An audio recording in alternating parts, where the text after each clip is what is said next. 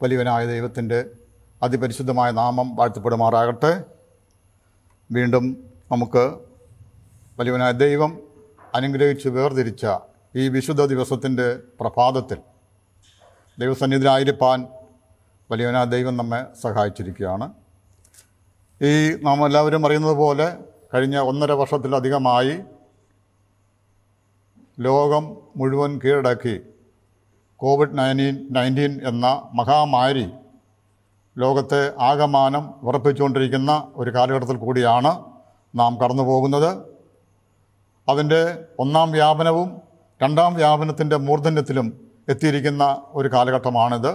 ഇനിയും അതിൻ്റെ 3ാം ഘട്ടവും ഉണ്ടാകുവാൻ സാധ്യതയുണ്ടെന്നാണ് പ്രമുഖന്മാരായിട്ടുള്ള ആളുകൾ അത് വിവക്ഷിക്കുന്നത്, അല്ലെങ്കിൽ അവർ ആഹ്വാനം ചെയ്യുന്നത്. എങ്കിലും എത്ര മഹാമാരിയോ അല്ലെങ്കിൽ നാശനഷ്ടങ്ങളോ ദോഷങ്ങളോ സംഭവിച്ചാലും വലിയവനായ ദൈവത്തിൽ ആശ്രയിക്കുന്ന തൻ്റെ മക്കളെ തൻ്റെ ചിറകിൻ മറവിൽ കാത്തു സൂക്ഷിക്കാൻ പര്യാപ്തമായിട്ടുള്ള ശക്തിയും ബലവും ഉള്ള വിശുദ്ധനായ ദൈവത്തെയാണ് നാം ആരാധിക്കുകയും ദൈവത്തെ അനുസരിക്കുകയും ചെയ്യുന്നത്. ആ ദൈവത്തിൽ ആശ്രയിക്കുന്ന മക്കൾക്ക് ഒരു നന്മയ്ക്കും കുറവുണ്ടാകുകയില്ല എന്ന് നാം വിശ്വസിക്കുന്നു. മഹാമാരികൾ വരും പോകും, പക്ഷേ തൻ്റെ ദൈവമാകുന്ന പാറയിൽ ആശ്രയിക്കുന്നവർക്ക് ഒരു ദോഷവും വരുത്താതെ ദൈവം തൻ്റെ ചിറകൻ മറവിൽ നമ്മെ കാത്തു പരിപാലിക്കും എന്നുള്ള വിശ്വാസത്തോടു കൂടി ഇന്ന് ഈ ആരാധനയിൽ വിവിധ ഭാഗങ്ങളിലായിരുന്നു കൊണ്ട് ഈ ആരാധനയുടെ ആകിയിരിക്കുന്ന നിങ്ങളെ ഓരോരുത്തരെയും വീണ്ടും വരുന്നവനായ യേശുവിൻ്റെ നാമത്തിൽ നിങ്ങളെ സ്വാഗതം ചെയ്തുകൊള്ളുന്നു. നമ്മുടെ ഇന്നത്തെ ദിവ്യ ആരാധന ആരാധനയിൽ ഇന്ന് തിരുവചനത്തെ സംബന്ധിച്ച് സംസാരിക്കുന്നത് പാസ്റ്റർ ജോസ് പ്രകാശ് അവറുകളാണ്. അദ്ദേഹം നമുക്കേവർക്കും സുപരിചിതനാണ്. നോർത്ത് കേരള സെക്ഷൻ പ്രസിഡൻ്റായിട്ട് അദ്ദേഹം സേവനമനുഷ്ഠിക്കുന്നു. അദ്ദേഹത്തിൻ്റെ ശുശ്രൂഷയെ വലിയവനായ ദൈവം ധാരാളമായി അനുഗ്രഹിക്കട്ടെ എന്ന് നാം പ്രാർത്ഥിക്കുന്നു. ഇന്ന് ഈ ആരാധനയിൽ ഭാഗവാക്കാക്കിയിരിക്കുന്ന നിങ്ങളെല്ലാവരെയും ദൈവനാമത്തിൽ ഒരിക്കൽ കൂടി സ്വാഗതം ചെയ്തുകൊള്ളുന്നു. വീണ്ടും വരുന്നവനായ ദൈവം നമ്മെ ഓരോരുത്തരെയും അനുഗ്രഹിക്കുമാറാകട്ടെ. ഇന്നത്തെ ദിവ്യ ആരാധനയുടെ ആരംഭമായിട്ട് നമുക്ക് സത്യപ്രതിഭ ഗാനങ്ങളിൽ 494 പാട്ട് പാടാം. വിതച്ചിടുക നാം സ്വർഗത്തിൻ്റെ വിത്താം, ക്രിസ്ത്യൻ സുവിശേഷം ഹൃദയങ്ങളിൽ നിന്നുള്ള പാട്ട് നമുക്ക് ഏവർക്കും പാടാം.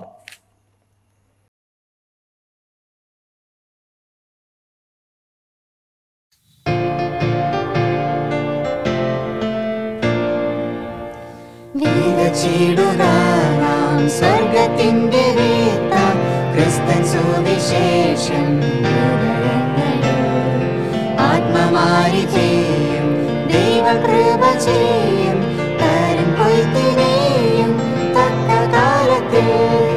കൊയ്ത്തുകാലത്തിൽ നാം സന്തോഷിച്ചും കറ്റകൾ ചുമന്നും കൊണ്ടുവന്നിടും.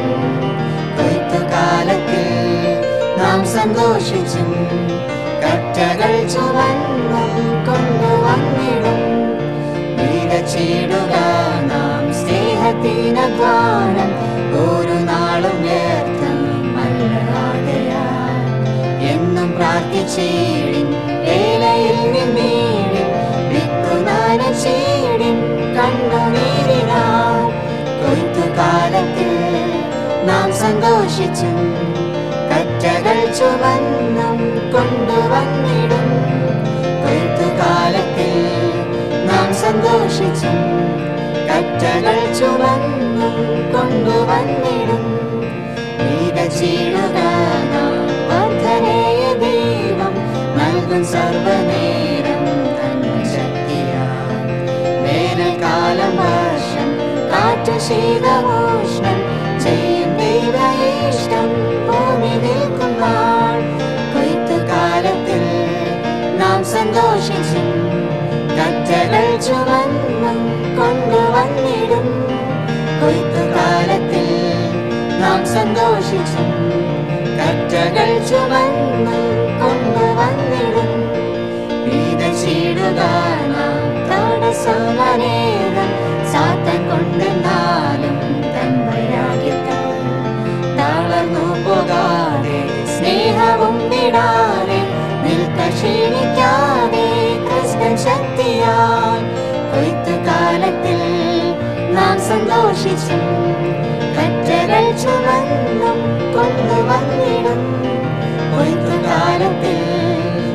സന്തോഷിച്ചും കറ്റകൾ ചുമന്നും കൊണ്ടുവന്നിടും. വിതച്ചിടുക നാം വിതയ്ക്കുന്ന കാലം അവസാനിച്ചിടും വേഗത്തിൽ. ഇപ്പോൾ വിതയ്ക്കാതെ ഇരുന്നാൽ കൊയ്യാതെ രക്ഷകൻ മുൻപാകെ നിൽക്കും ലജ്ജയിൽ. കൊയ്ത്ത് കാലത്തിൽ നാം സന്തോഷിച്ചും കറ്റകൾ ചുമന്നും കൊണ്ടുവന്നിടും. കൊയ്ത്ത് കാലത്തിൽ നാം സന്തോഷിച്ചും കറ്റകൾ ചുമന്നും കൊണ്ടുവന്നിടും.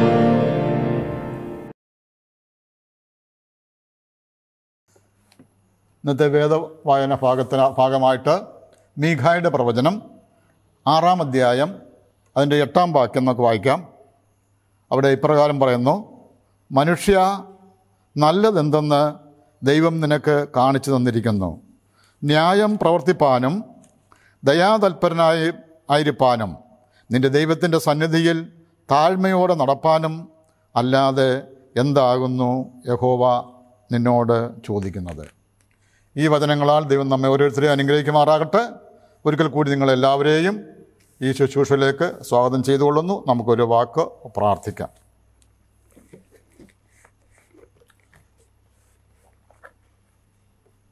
അടിയങ്ങളെ അതിവാത്സല്യമായി സ്നേഹിക്കുന്ന പരിശുദ്ധനും നിത്യനും നീതിമാനുമായ വാഴ്ത്തപ്പെട്ട ദൈവമേ, പരിശുദ്ധ പിതാവേ, തിരുനാമത്തിന് ഈ ദിവസത്തിൻ്റെ മധ്യാഹ്നത്തോട് അടുക്കുന്ന ഈ സമയം അടിയങ്ങളങ്ങേ സ്തുതിക്കുന്നു, മഹത്വപ്പെടുന്ന കർത്താവേ.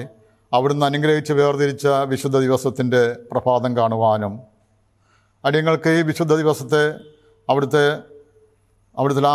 ആശ്രയിച്ചുകൊണ്ട് അടിയങ്ങൾ ഈ ശുശ്രൂഷയിൽ പങ്കെടുക്കുവാനും ഈ വിശുദ്ധ ദിവസത്തെ സന്തോഷത്തോടും സമാധാനത്തോടും കൂടി കാത്തു സൂക്ഷിക്കുവാനും അടിയങ്ങളെ സഹായിക്കണമെന്ന് അപേക്ഷിക്കുന്നു. ഇന്നത്തെ ഈ ശുശ്രൂഷയെ അനുഗ്രഹിക്കണം. ദേശത്തിൻ്റെയും രാജ്യത്തിൻ്റെയും ലോകത്തിൻ്റെയും വിവിധ ഭാഗങ്ങളിലായിട്ട് ഈ ശുശ്രൂഷയെ വീക്ഷിക്കുന്ന എല്ലാ മക്കളെയും ഓർത്ത് പ്രാർത്ഥിക്കുന്നു. അവരെ അനുഗ്രഹിക്കണം. അവരായിരിക്കുന്ന വിവിധ സാഹചര്യങ്ങൾ കർത്താവെ അവിടുന്ന് അറിയുന്നല്ലോ. അവരുടെ ആവശ്യങ്ങളും അവരുടെ സങ്കടങ്ങളും പ്രയാസങ്ങളൊക്കെയും അറിഞ്ഞ് അവരെ സഹായിക്കുകയും അനുഗ്രഹിക്കുകയും ചെയ്യണമെന്ന് അപേക്ഷിക്കുന്നു. അടിയങ്ങളുടെ ഇടയിൽ കർത്താവെ ഈ COVID-19 മഹാമാരിയാൽ കഷ്ടപ്പെടുന്ന അനേകം പേർ കർത്താവെ ഉണ്ട്. അവരുടെ ഭവനങ്ങളെയും അവരെയും ഓർത്ത് പ്രാർത്ഥിക്കുന്നു. അവർക്ക് ആവശ്യമായിട്ടുള്ള വിടുതലും സൗഖ്യവും നൽകണമെന്ന് അപേക്ഷിക്കുന്നു.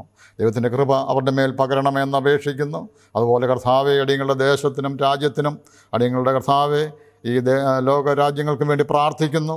ഈ മഹാമാരി അവിടുന്ന് അറിയാതെ സംഭവിക്കില്ല എന്നടിയങ്ങൾ അറിയുന്ന കർത്താവെ, എങ്കിലും അവിടുത്തെ ഇഷ്ടം പരിപൂർണമായി നിറവേറ്റുവാൻ അടിയങ്ങൾ ഓരോരുത്തരും അവിടുന്ന് ആഗ്രഹിക്കുന്നു. അതിനുവേണ്ടി അടിയങ്ങൾ ദൈവസന്നിധിയിൽ അടിയങ്ങൾ അതിനെ താഴ്ത്തുന്നു. അടിയങ്ങളുടെ കുറവുകളും ദോഷങ്ങളും അവിടുന്ന് ക്ഷമിച്ച് അടിയങ്ങൾ കർത്താവെ ഈ മഹാമാരിയിൽ നിന്ന് അടിയങ്ങളെയും അടിയങ്ങളുടെ വിശ്വാസ സമൂഹത്തെയും അവിടുന്ന് രക്ഷിക്കുകയും പരിപാലിക്കുകയും ചെയ്യണമേ എന്ന് അപേക്ഷിക്കുന്നു. അതുപോലെ ലോകത്തിന് സമാധാനവും സന്തോഷവും നൽകുവാൻ അങ്ങക്ക് മാത്രമേ കഴിയുള്ളൂ എന്ന് കർത്താവെ അടിയങ്ങൾ വിശ്വസിക്കുന്നു. അവിടുത്തെ തിരുസാന്നിധ്യം കർത്താവെ അടുത്ത ജനത്തോടു കൂടെ ഉണ്ടായിരിക്കണമേ എന്ന് അപേക്ഷിക്കുന്നു. ഇന്ന് വചനം സംസാരിക്കുന്ന അങ്ങയുടെ ദാസിന് വേണ്ടി പ്രാർത്ഥിക്കുന്നു. അങ്ങയുടെ മകനെ അനുഗ്രഹിക്കണം. അങ്ങയുടെ മകൻ സംസാരിക്കുമ്പോൾ കർത്താവെ അവിടുത്തെ തിരുവചനങ്ങളെ അവിടുന്ന് അടിയങ്ങൾക്ക് പറഞ്ഞു തരുമ്പോൾ അതിൻ്റെ കർത്താവെ അത് യഥാർത്ഥത്തിൽ ദൈവത്തിൽ നിന്ന് കേൾക്കുന്ന വചനമായിട്ട് അടിയങ്ങൾക്ക് മനസ്സിലാക്കുവാനും ദൈവം അങ്ങയുടെ മകനിൽ കൂടി സംസാരിക്കുകയും ആ കേൾക്കുന്ന തിരുവചനങ്ങളെ കർത്താവെ അതിനെപ്പറ്റി അടിയങ്ങളെ ശോധന ചെയ്യുവാനും അതിൻ്റെ നല്ല അംശങ്ങൾ തിരഞ്ഞെടുത്തുകൊണ്ട് കർത്താവെ അടിയങ്ങളുടെ ക്രിസ്തീയ ജീവിതത്തിന് അത് മുതൽക്കൂട്ടാക്കി തീർക്കുവാനും അടിയങ്ങളെ സഹായിക്കണമേ എന്ന് അപേക്ഷിക്കുന്നു. കർത്താവെ അങ്ങയുടെ മകനെ അനുഗ്രഹിക്കണം. തൻ്റെ ശുശ്രൂഷയെ മാനിക്കണം. അടിയങ്ങളുടെ സെക്ഷനെ അനുഗ്രഹിക്കണം. അടിയങ്ങളുടെ യൂണിയൻ നേതൃത്വത്തെ അനുഗ്രഹിക്കണം കർത്താവെ. അതുപോലെ കർത്താവെ അടിയങ്ങളുടെ ഡിവിഷൻ നേതൃത്വത്തെ അനുഗ്രഹിക്കണം. ലോകവ്യാപകമായിട്ടുള്ള അടിയങ്ങളുടെ പ്രസ്ഥാനത്തെ ഓർത്ത് പ്രാർത്ഥിക്കുന്നു. GC നേതൃത്വത്തിന് വേണ്ടി പ്രാർത്ഥിക്കുന്നു. ഈ അന്ത്യകാലത്ത് കർത്താവെ ദൈവത്തിൻ്റെ വേല എല്ലാ രാജ്യങ്ങളിലും എല്ലാ മുക്കിലും മൂലയിലും എത്തിക്കുവാൻ അവിടുത്തെ തിരുസാന്നിധ്യത്തിൽ കർത്താവെ അവിടുത്തെ വേല ചെയ്യുവാൻ അങ്ങയുടെ മക്കളെ ഓരോരുത്തരെയും അവിടുന്ന് ഒരുക്കുകയും പ്രാപ്തരാക്കുകയും ചെയ്യണമേ എന്ന് അപേക്ഷിക്കുന്നു. അന്ത്യത്തിൽ കർത്താവെ അവിടുന്ന് മേഘാരൂഢനായി വരുമ്പോൾ കർത്താവെ അടിയങ്ങളെല്ലാവരും കർത്താവെ അങ്ങയുടെ സന്നിധിയിൽ കാണപ്പെടുവാൻ ഇടയാക്കുമാറാകണമെന്ന് അടിയങ്ങൾക്കായി വീണ്ടും വരുന്നവനായ യേശുവിൻ നാമത്തിൽ അപേക്ഷിക്കുന്നു. കൃപയോട് കേൾക്കണമേ. ആമേൻ.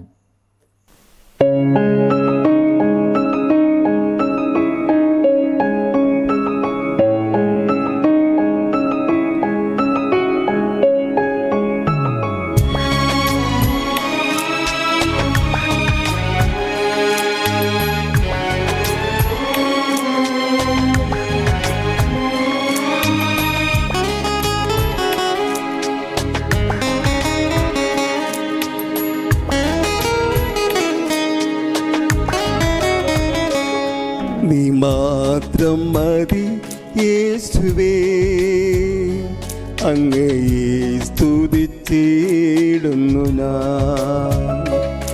നീ മാത്രം മതി യേശുവേ, അങ്ങയെ സ്തുതിച്ചിടുന്നു ഞാൻ. നീ മാത്രമേ സ്തുതിക്കു യോഗ്യനായവൻ. നീ മാത്രമേ സ്തുതിക്കു യോഗ്യനായവൻ. കഷ്ടങ്ങളെ അറിയുന്നവൻ, ആശ്വാസം പകരുന്നവൻ.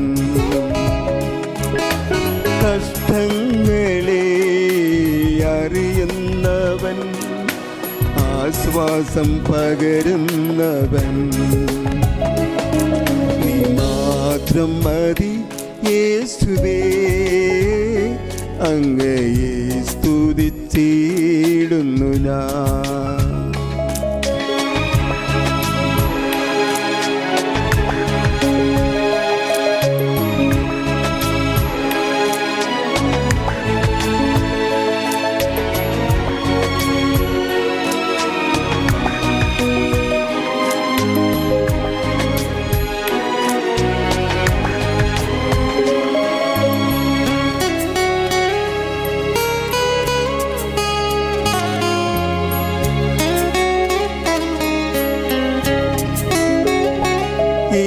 ലോകർ കൈവിടുമേ, ലോകവൈരികൾ എതിരിടുമേ,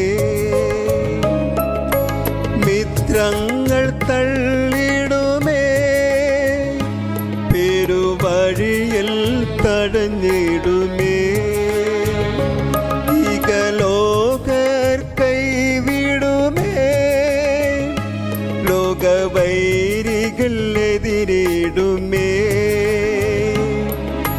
മിത്രങ്ങൾ തള്ളിടുമേ, പെരുവഴിയിൽ തടഞ്ഞിടുമേ. അന്ത്യം വരെയും ക്രിസ്തുവെ നോക്കി നാം സത്യത്തിൻ സാക്ഷിയായി മുന്നേറിടാം.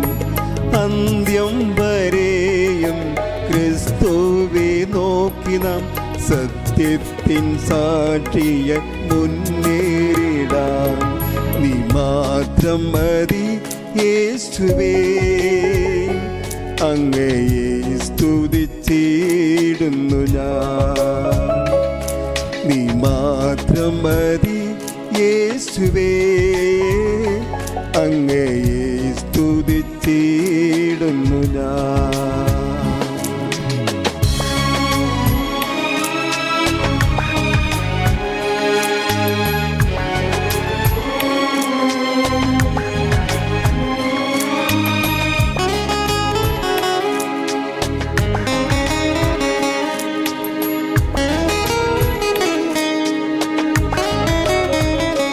നിത്യജീവൻ പ്രാപിച്ചിടാം, നാം ക്രിസ്തുവിൽ ജീവിച്ചിടാം. വിശുദ്ധിയോടാരാധിക്കാം, നാം വചനം നിറവേറ്റിടാം. നിത്യജീവൻ പ്രാപിച്ചിടാം, നാം ക്രിസ്തുവിൽ ജീവിച്ചിടാം. വിശുദ്ധിയോടാരാധിക്കാം, നാം വചനം നിറവേറ്റിടാം. നിത്യപിതാവാം കർത്താവിലൊന്നാം ജയത്തിൻ കൊടിയേന്തി മുന്നേറിടാം. നിത്യപിതാവാം കർത്താവിലൊന്നാം ജയത്തിൻ കൊടിയേന്തി മുന്നേറിടാം. നീ മാത്രം മതി യേശുവേ, അങ്ങയെ സ്തുതിച്ചിടുന്നു തേടുന്നു ഞാൻ. നീ മാത്രം മതി യേശുവേ, അങ്ങയെ സ്തുതിച്ചിടുന്നു ഞാൻ. നീ മാത്രമേ സ്തുതിക്കു യോഗ്യനായവൻ. നീ മാത്രമേ സ്തുതിക്കു യോഗ്യനായവൻ. കഷ്ടങ്ങളെ അറിയുന്നവൻ, ആശ്വാസം പകരുന്നവൻ. കഷ്ടങ്ങളെ അറിയുന്നവൻ, ആശ്വാസം പകരുന്നവൻ. കഷ്ടങ്ങളെ അറിയുന്നവൻ, ആശ്വാസം പകരുന്നവൻ.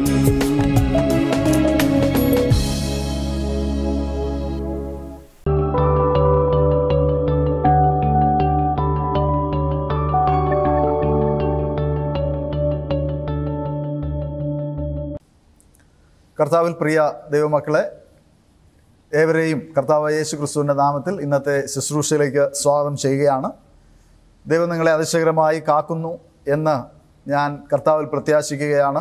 നാം ഇന്ന് ജീവനോടെ ഭൂമിയിൽ ശേഷിക്കുന്നു. അനേകർ കഷ്ടതയിലും പ്രയാസത്തിലും ആയിരിക്കുന്നു. നാം അവർക്ക് വേണ്ടി പ്രാർത്ഥിച്ചുകൊണ്ടേയിരിക്കുന്നു. അത്യാസന്ന നിലയിലായിരിക്കുന്നതായ സഹോദരങ്ങളും നമ്മുടെ ഇടയിലുണ്ട്. പ്രിയപ്പെട്ടവർക്ക് വേണ്ടി നിങ്ങളുടെ തുടർന്നുള്ളതായ പ്രാർത്ഥന ഞാൻ ക്ഷണിക്കുകയാണ്. തീർച്ചയായും നാം പ്രാർത്ഥിക്കുകയും ദൈവം പ്രാർത്ഥന കേൾക്കുകയും നമ്മുടെ സഹോദരങ്ങളിൽ അനേകരെ ദൈവം ഇന്നാളുകളിൽ വിടുവിക്കുകയും ചെയ്തിരിക്കുകയാണ്. അതിന് നന്ദിയുള്ള ജീവിതം നയിപ്പാൻ ദൈവം നമ്മെ ഓരോരുത്തരെയും സഹായിക്കുമാറാകട്ടെ എന്ന് പ്രാർത്ഥിക്കുന്നു. പ്രത്യേകിച്ച് കോവിഡ് വ്യാപനത്തിൻ്റെ തോത് നാൾക്കുനാൾ ആശങ്കാജനകമായി വർദ്ധിച്ചുകൊണ്ടിരിക്കുമ്പോൾ ദൈവം നമ്മെ അതിശയകരമായി ദൈവത്തിൻ്റെ വിശാലമേറിയതായ ചിറകിൻ്റെ മറവിൽ മറയ്ക്കുവാൻ, നാം നമ്മെ തന്നെ ദൈവകരങ്ങളിൽ സമർപ്പിക്കുവാൻ ഞാൻ ഇന്ന് പകൽക്കാലം നിങ്ങളെ ദൈവനാമത്തിൽ ആഹ്വാനം ചെയ്യുകയാണ്. നാം ഒരുപക്ഷെ വാക്സിൻ എടുത്തവരായിരിക്കാം, വാക്സിന് വേണ്ടി വെയിറ്റ് ചെയ്യുന്നവരായിരിക്കാം, വാക്സിൻ എടുക്കണ്ട എന്ന് ചിന്തിക്കുന്നവരായിരിക്കാം. നിങ്ങൾ ഏത് തരക്കാരുമായി ആയിക്കൊള്ളട്ടെ, ദൈവത്തിൽ ആശ്രയിക്കുന്നവർക്ക് മാത്രമേ ഈ ഭൂമിയിൽ നിലനിൽക്കുവാൻ തക്കവണ്ണം കഴിയുകയുള്ളൂ. ദൈവത്തിന് മാത്രമേ ഈ ബാധയിൽ നിന്ന് നമ്മെ വിടുവിക്കുവാൻ, നമ്മെ സംരക്ഷിക്കുവാൻ കഴിയുകയുള്ളൂ എന്ന ചിന്ത നിങ്ങളെ ഭരിക്കുവാൻ ദൈവം സഹായിക്കുമാറാകട്ടെ എന്ന് പ്രാർത്ഥിക്കുകയാണ്. കഴിഞ്ഞ നാളുകളിൽ അനേകർക്ക് വേണ്ടി നിങ്ങളെല്ലാവരും പ്രാർത്ഥിച്ചു. അതിന് ദൈവനാമത്തിൽ ഞാൻ നിങ്ങൾക്ക് നന്ദി പറയുകയാണ്. തുടർന്നും നമ്മുടെ സഹോദരങ്ങൾക്ക് വേണ്ടി നിങ്ങൾ പ്രാർത്ഥിക്കണം എന്ന് ഞാൻ ദൈവനാമത്തിൽ അഭ്യർത്ഥിക്കുന്നു.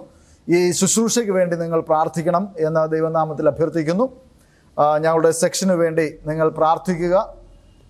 ഒട്ടനവധി പ്രതിസന്ധികൾ തരണം ചെയ്ത് ദൈവനാമത്തിൽ മുന്നേറുന്നതായ സമയത്താണ് ഈ രണ്ടാമത്തെ തരംഗം ഉണ്ടാകുന്നത്. ഈ തരംഗം അതിജീവിക്കുവാൻ നിങ്ങളുടെ ഏവരുടെയും പ്രാർത്ഥനയും സഹായവും സഹകരണവും ഞാൻ പ്രത്യാശിക്കുന്നു. ദൈവം നിങ്ങളെല്ലാവരെയും അനുഗ്രഹിക്കുമാറാകട്ടെ എന്ന് പ്രാർത്ഥിക്കുകയാണ്.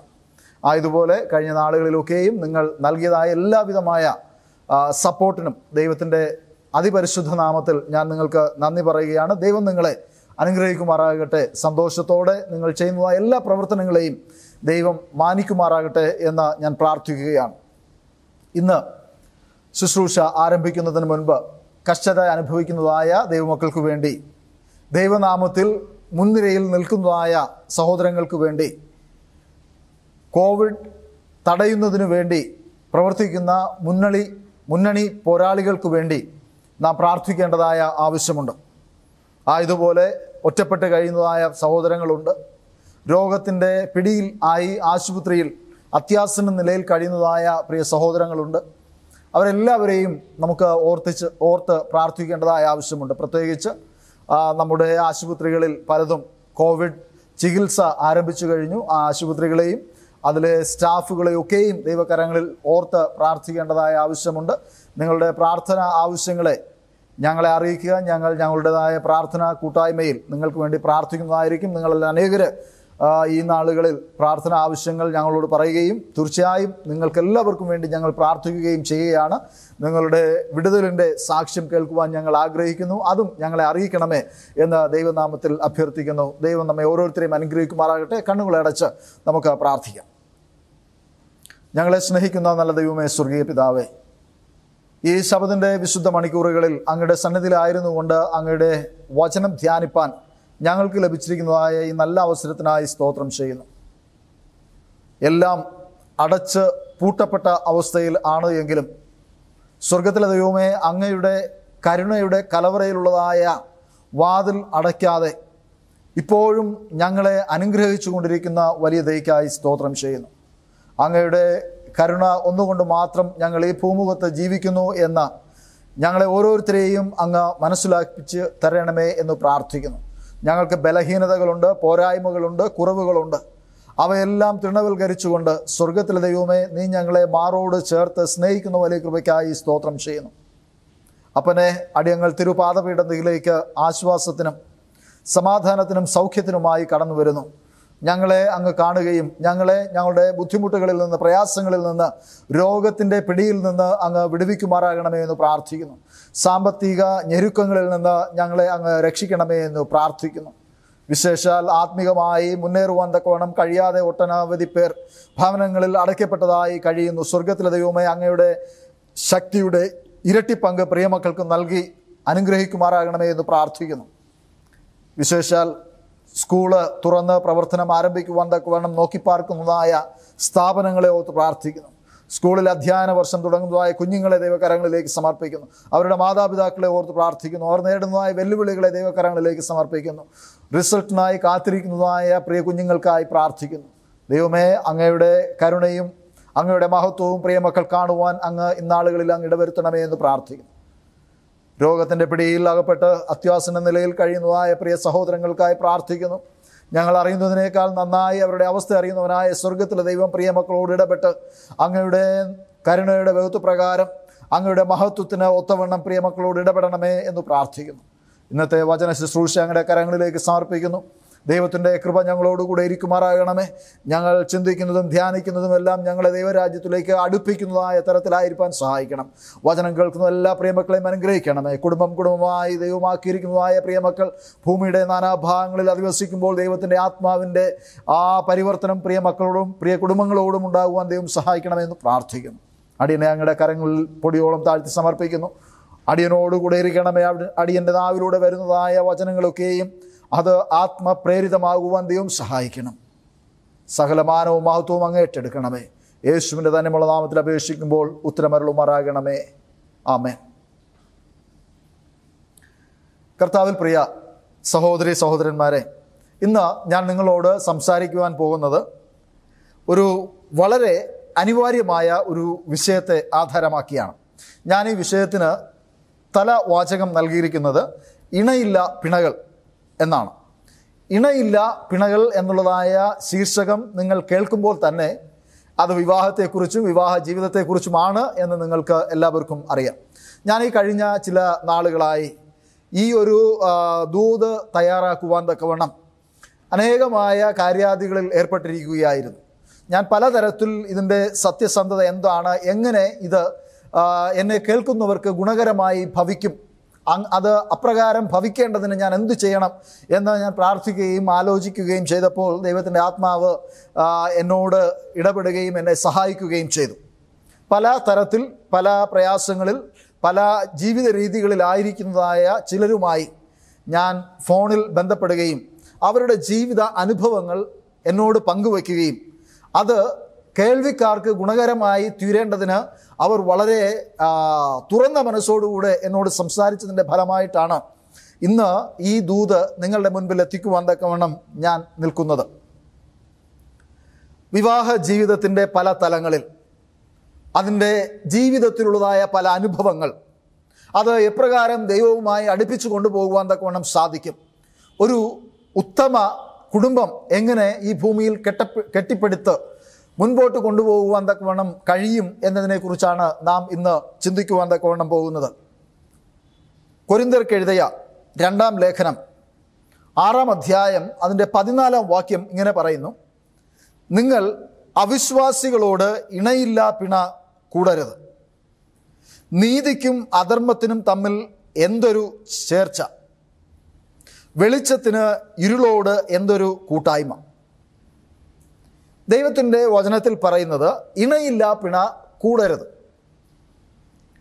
ഇണയില്ലാ പിണ കൂടുമ്പോൾ ഉണ്ടാകുന്നതായ പ്രശ്നങ്ങൾ വളരെ വലുതും അത് പലപ്പോഴും സങ്കീർണമാവുകയും ചെയ്യാറുണ്ട് എന്നുള്ളത് എന്നെ കേൾക്കുന്നതായ മാന്യ വിശ്വാസികൾക്കും കർത്താവിൻ്റെ വരവിനായി കാത്തിരിക്കുന്നതായ എല്ലാവർക്കും അറിയാവുന്നതായ വസ്തുതയാണ്. അപ്പോസ്തലനായ പൗലോസ് എബ്രായർക്ക് എഴുതിയ ലേഖനം 13-ാം അധ്യായം അതിൻ്റെ 4-ാം വാക്യം ഇങ്ങനെ പറയുന്നു, വിവാഹം എല്ലാവർക്കും മാന്യവും കിടക്ക നിർമ്മലവും ആയിരിക്കട്ടെ, എന്നാൽ ദുർനടപ്പുകാരെയും വ്യഭിചാരികളെയും ദൈവം വിധിക്കും. വിവാഹം എല്ലാവർക്കും മാന്യമായി ഇരിക്കട്ടെ എന്ന് അപ്പോസ്തലനായ പൗലോസ് പ്രത്യാശിക്കുകയാണ്. നാം ഇന്ന് ജീവിക്കുന്നതായ കാലയളവിൽ നാം നോക്കുമ്പോൾ വേദപുസ്തക അടിസ്ഥാനത്തിൽ ഒരു വിവാഹം എന്ന് പറയുന്നത് ഒരു സ്ത്രീയും ഒരു പുരുഷനും കൂടെ ഒത്തുചേർന്ന് ദൈവ ആലോചന പ്രകാരം ജീവിക്കുന്നതിനെയാണ് വിവാഹം എന്ന് പറയുന്നത്. അതിന് ശുശ്രൂഷകരുടെ അകമ്പടിയോടുകൂടിയുള്ള വിവാഹ ചടങ്ങുകൾ ഉണ്ടാകാം, ഒരുപക്ഷെ അല്ലെങ്കിൽ വീട്ടുകാർ മാത്രം ആലോചിച്ച് കൂട്ടായ്മ കൂടി പ്രാർത്ഥിച്ച് നടത്തുന്നതായ ഒരു വിവാഹമായിരിക്കാം. ഒരു വിവാഹ ശുശ്രൂഷ ദൈവാലയത്തിൽ നടത്തണം എന്ന് വേദപുസ്തകം നിഷ്കർഷിക്കുന്നില്ല. എന്നാൽ മറിച്ച് നല്ലൊരു ശുശ്രൂഷ അവർക്ക് ലഭിക്കേണ്ടത് അനിവാര്യമാണ്.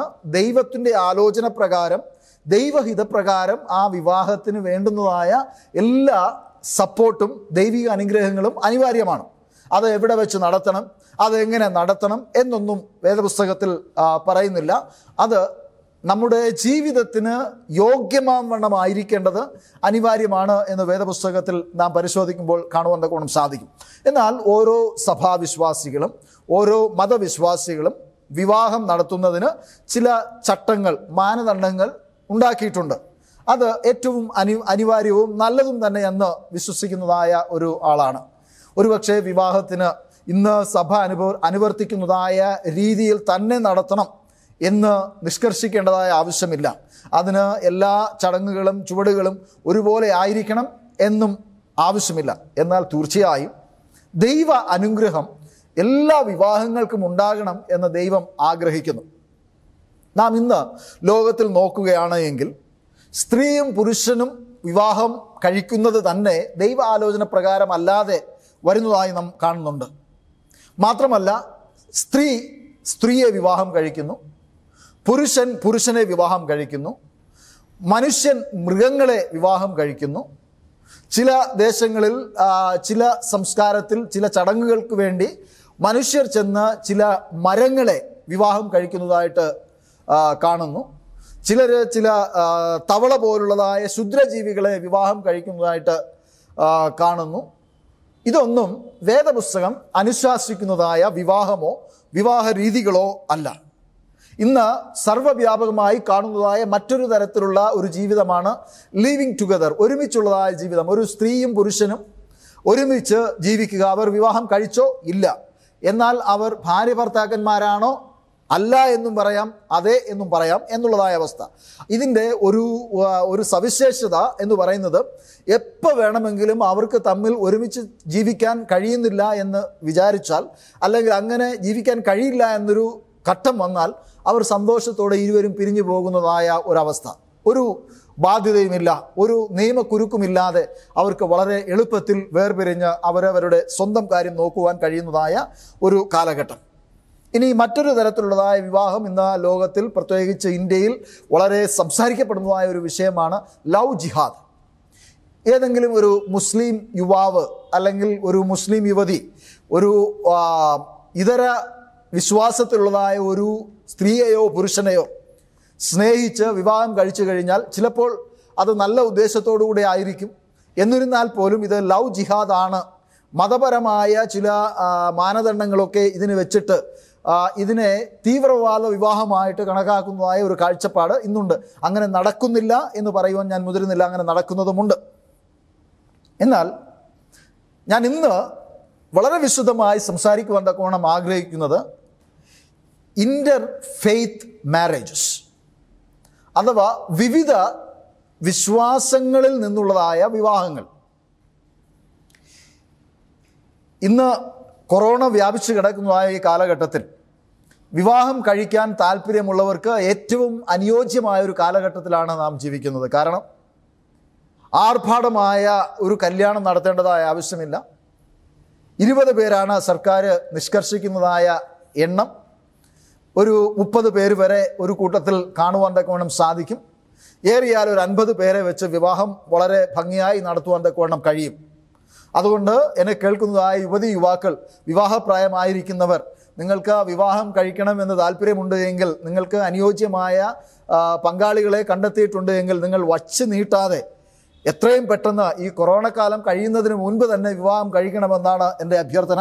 കാരണം സുഖകരമായി സമാധാനത്തോടെ കുടുംബജീവിതം നയിക്കുവാൻ അത് വളരെ സഹായകരമായിരിക്കും. വേദപുസ്തകം പരിശോധിക്കുന്നതായ സമയത്ത് പല ശക്തമായ വിവാഹ കുടുംബജീവിതങ്ങളെക്കുറിച്ച് പരാമർശിക്കുന്നുണ്ട്.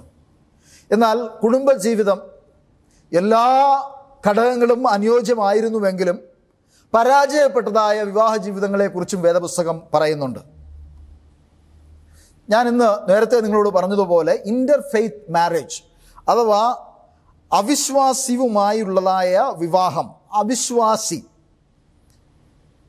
ഒരു വിശ്വാസത്തിൽ പെടാത്ത വിശ്വാസികളുമായുള്ളതായ വിവാഹം, അതിൻ്റെ പരിണിത ഫലങ്ങൾ, അത് എന്തൊക്കെയാണ്, നാം ശ്രദ്ധിക്കേണ്ടതായ കാര്യങ്ങൾ എന്നതിനെക്കുറിച്ച് ഞാൻ ചിന്തിക്കുവാൻ തക്കവണ്ണം ആഗ്രഹിക്കുകയാണ്. ഇത് എന്നെക്കൊണ്ട് ചിന്തിപ്പിച്ചത് ഞാൻ അറിയുന്നതായ ധാരാളം യുവാക്കൾ, യുവതികൾ ഇന്ന് മറ്റൊന്നും നോക്കാതെ ഇതര വിശ്വാസങ്ങളിൽ നിന്ന് അവർക്ക് പങ്കാളികളെ കണ്ടെത്തി അവർ വിവാഹം കഴിച്ച് ജീവിക്കുവാൻ തക്കവണ്ണം മുതിരുന്നതായൊരു കാലഘട്ടം നമ്മുടെ ഈ കാലഘട്ടത്തിലുണ്ട്. അത് ഒട്ടും നല്ലതല്ല എന്ന ചിന്തക്കാരനാണ് ഞാൻ. ഒരു പക്ഷേ നിങ്ങൾക്ക് നിങ്ങളുടേതായ ന്യായങ്ങളും ന്യായവാദങ്ങളും ഉണ്ടായേക്കാം, അതിന് ഞാൻ തടസ്സം നിൽക്കുന്നില്ല. എന്നാൽ വേദപുസ്തകം പറയുന്നതിനനുസരിച്ച് അപ്രകാരമുള്ളതായ ഒരു വിവാഹ ജീവിതം അത് വളരെ സക്സസ്ഫുള്ളായിട്ട് മുൻപോട്ട് കൊണ്ടുപോകാൻ തക്കവണ്ണം കഴിയുകയില്ല എന്ന് നമുക്ക് മനസ്സിലാക്കുവാൻ സാധിക്കും.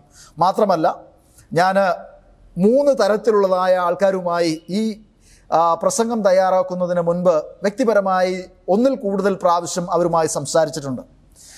3 തരത്തിലുള്ളതായ ആൾക്കാർ. ഒന്ന്, വിശ്വാസത്തിൽ നിന്ന് തന്നെ വിവാഹം കഴിക്കുന്നു, എന്നാൽ അവർ അത്ര കണ്ട് വിശ്വാസികളല്ല. അവർ ഒരേ വിശ്വാസത്തിലുള്ളവരാണ്, എന്നാൽ ഒരാൾ നല്ല വിശ്വാസിയും മറ്റേയാൾ ഒരല്പം അവിശ്വാസിയുമാണ്. അഥവാ ഈ വിശ്വാസി ചെയ്യുന്നതായ എല്ലാ ആത്മീയ വ്യായാമങ്ങളും ചെയ്യാത്തതായ ഒരു വിശ്വാസി. ഇതിനെയും ഒരു പക്ഷേ നമ്മുടെ ഈ ലിസ്റ്റിൽ അവിശ്വാസിയുമായുള്ളതായ വിവാഹം എന്ന് നമുക്ക് പറയാൻ തക്കവണ്ണം സാധിക്കും. പ്രത്യേകിച്ച് ഞാനൊരു ഉദാഹരണം പറയുമ്പോൾ, ഒരു പെൺകുട്ടി നല്ലൊരു വരന് വേണ്ടി ദൈവത്തോട് പ്രാർത്ഥിച്ച് ആലോചന കഴിച്ചിരിക്കുമ്പോൾ ആരെങ്കിലും ഒരു യുവാവിനെ പരിചയപ്പെടുത്തി ആ യുവാവുമായി ബന്ധപ്പെട്ട് കല്യാണ ആലോചനകളൊക്കെ നടത്തി വിവാഹം കഴിക്കുന്നു, അല്ലെങ്കിൽ സ്നേഹിച്ച് വിവാഹം കഴിക്കുന്നു. കാഴ്ചയ്ക്ക് സുന്ദരനും സ്വഭാവത്തിൽ സൽസ്വഭാവിയുമാണ് എന്നൊക്കെ അവരുടെ വിലയിരുത്തലിൽ കണ്ടുമുട്ടി അവർ വിവാഹം കഴിക്കുന്നു. എന്നാൽ വിവാഹ ജീവിതം തുടങ്ങി നാളുകൾ ഇങ്ങനെ കഴിയും തോറും ഒരു വ്യക്തി, ഇതിൽ സ്ത്രീയോ പുരുഷനോ ആര് വേണമെങ്കിലും ആകാം, ഒരു വ്യക്തി വിശ്വാസവുമായി അടുത്തു പോകുവാൻ തക്കവണ്ണം ഒരുമ്പിടാത്തതായ വ്യക്തിയായി മാറുന്നു. അത് സ്വാഭാവികമായിട്ടും ആ വ്യക്തിയിൽ ഉണ്ടായിരുന്നതുമായ സ്വഭാവമായിരിക്കാം, എന്നാൽ വിവാഹം കഴിഞ്ഞപ്പോഴാണ് അത് വളരെ വ്യക്തമായി പ്രകടമായി വരുന്നത്. അത്തരത്തിലുള്ളവരെയും അവിശ്വാസിയുമായുള്ളതായ വിവാഹം എന്ന് നമുക്ക് മനസ്സിലാക്കുവാൻ തക്കവണ്ണം സാധിക്കും. ഇന്ന് വിവാഹം കഴിക്കുന്നതായ യുവതി യുവാക്കൾ പലപ്പോഴും കാഴ്ചയ്ക്ക് ഭംഗിയുള്ളവരെയും നല്ല ജോലിയുള്ളവരെയും നല്ല കുടുംബ പശ്ചാത്തലമുള്ളവരെയൊക്കെ നോക്കിയാണ് വിവാഹം കഴിക്കുന്നത്. എന്നാൽ വേദപുസ്തകം അനുശാസിക്കുന്നതായ തരത്തിൽ വിവാഹം കഴിക്കണമെങ്കിൽ നാം നമ്മുടെ വിശ്വാസവുമായി ഒത്തുചേർന്ന് പോകുന്നവരെ വിവാഹം കഴിക്കുന്നതാണ് ഏറ്റവും അഭികാമ്യം. ഒരുപക്ഷെ നിങ്ങളിൽ അനേകർ അത്തരത്തിൽ വിവാഹം കഴിക്കാത്തവരാണ്. അപ്പം ഞാൻ നിങ്ങളോട് പറയുകയാണ്, നിങ്ങൾ ഈ വിവാഹ ബന്ധത്തിൽ നിന്ന് പിന്മാറണം. ഒരിക്കലുമല്ല, ഞാൻ അങ്ങനെ പറയുന്നില്ല, ഞാൻ പറയാൻ ആളല്ല, വേദപുസ്തകം അങ്ങനെ അനുശാസിക്കുന്നുമില്ല. എന്നാൽ വിവാഹം കഴിക്കാത്തവരും വിവാഹ ആലോചന നടത്തുന്നവരും വിവാഹപ്രായമായവരും പ്രത്യേകം ശ്രദ്ധിക്കേണ്ടത്, നിങ്ങളുടെ എല്ലാ പ്രയോറിറ്റീസിനേക്കാളും ഏറ്റവും മുൻഗണന കൊടുക്കേണ്ടത് വിശ്വാസത്തിനാണ്. അത് നിങ്ങളുടെ വിശ്വാസം ശരിയായിക്കൊള്ളട്ടെ തെറ്റായിക്കൊള്ളട്ടെ.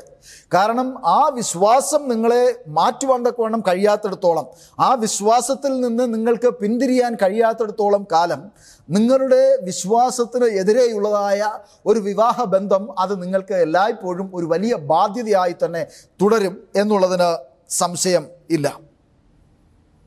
രണ്ടാമത്തെ തരത്തിലുള്ളതായ വിവാഹം എന്ന് പറയുന്നത് ക്രിസ്ത്യാനികൾ തന്നെയാണ്, എന്നാൽ പല വിഭാഗക്കാരാണ്. ഒരാൾ സെവൻത് ഡേ അഡ്വൻറ്റിസ്റ്റുകാരനാണ് എങ്കിൽ സ്ത്രീ പെന്തക്കോസ്റ്റിൽ നിന്ന് വന്നവർ, അല്ലെങ്കിൽ പുരുഷൻ പെന്തക്കോസ്റ്റിൽ നിന്നും സ്ത്രീ അഡ്വൻറ്റിസ്റ്റുകാരിയും, അല്ലെങ്കിൽ സ്ത്രീ പെന്തക്കോസ്റ്റിൽ നിന്നും പുരുഷൻ കത്തോലിക്കയിൽ നിന്നും, കത്തോലിക്കയിലുള്ളതായ പുരുഷൻ സെവൻത് ഡേ അഡ്വൻറ്റിസ്റ്റുകാരിയായ വധുവിനെ വിവാഹം കഴിക്കുക. അപ്പോൾ ഇങ്ങനെയുള്ളതായ വിവാഹത്തിനെയും അവിശ്വാസികളിൽ നിന്നുള്ളതായ വിവാഹമെന്ന് വേദപുസ്തകം പറയുന്നു. കർത്താവായ യേശു ക്രിസ്തുവിൽ വിശ്വസിക്കുന്നതായ വ്യക്തികളെ മാത്രമല്ല, വേദപുസ്തകം അനുശാസിക്കുന്നതായ വിശ്വാസ മൂല്യങ്ങൾ ഉൾക്കൊള്ളാത്തവരെയും അവിശ്വാസികളായിട്ട് വേദപുസ്തകം പലപ്പോഴും കണക്കാക്കപ്പെടുന്നു. കാരണം ദൈവത്തിൻ്റെ ജനം എന്ന് പറഞ്ഞവർ പോലും അവരെ അവിശ്വാസികളായി മുദ്രകുത്തി ദൈവം കൊന്നുകളയുന്നതായിട്ട് വേദപുസ്തകത്തിൽ രേഖ അഥവാ ചരിത്രം പറയുന്നുണ്ട്. മൂന്നാമത് ഒരു കൂട്ടർ എന്ന് പറയുന്നത് ക്രിസ്ത്യാനികൾ അക്രൈസ്തവരായവരെ വിവാഹം കഴിക്കുക. ഇപ്പോൾ ഞാൻ 3 തരത്തിലുള്ളതായ അവിശ്വാസികളെ കുറിച്ചാണ് പറഞ്ഞത്. വിശ്വാസികളായിരിക്കുന്നവർ വിശ്വാസികളെ തന്നെ വിവാഹം കഴിക്കുന്നു. എന്നാൽ ഈ വിവാഹം കഴിക്കുന്നവർ ഒരാൾ നല്ല വിശ്വാസിയും രണ്ടാമത്തെ ആൾ അത്ര കണ്ട് വിശ്വാസിയും അല്ലാത്തതായ ഒരു വ്യക്തി. രണ്ടാമത്തെ കൂട്ടർ ദൈവസഭയുടെ അംഗമായിരിക്കുന്നതായ ഒരു വ്യക്തി മറ്റൊരു സഭയിൽ നിന്ന് വിവാഹം കഴിക്കുന്നു. മൂന്നാമത്തെ കൂട്ടരെന്ന് പറയുന്നത് ക്രിസ്ത്യാനി മറ്റൊരു മതത്തിൽ നിന്ന് വിവാഹം കഴിക്കുന്നു. അപ്പോൾ ഈ 3 കൂട്ടരെയും കുറിച്ച് ഒരു ചെറിയൊരു പഠനം നടത്തിയപ്പോൾ എനിക്ക് മനസ്സിലാകുവാൻ കഴിഞ്ഞതായ ചില കാര്യങ്ങൾ ഇന്ന് പകൽക്കാലം നിങ്ങളുമായി പങ്കുവയ്ക്കുവാൻ തക്കവണ്ണം ഞാൻ ആഗ്രഹിക്കുകയാണ്.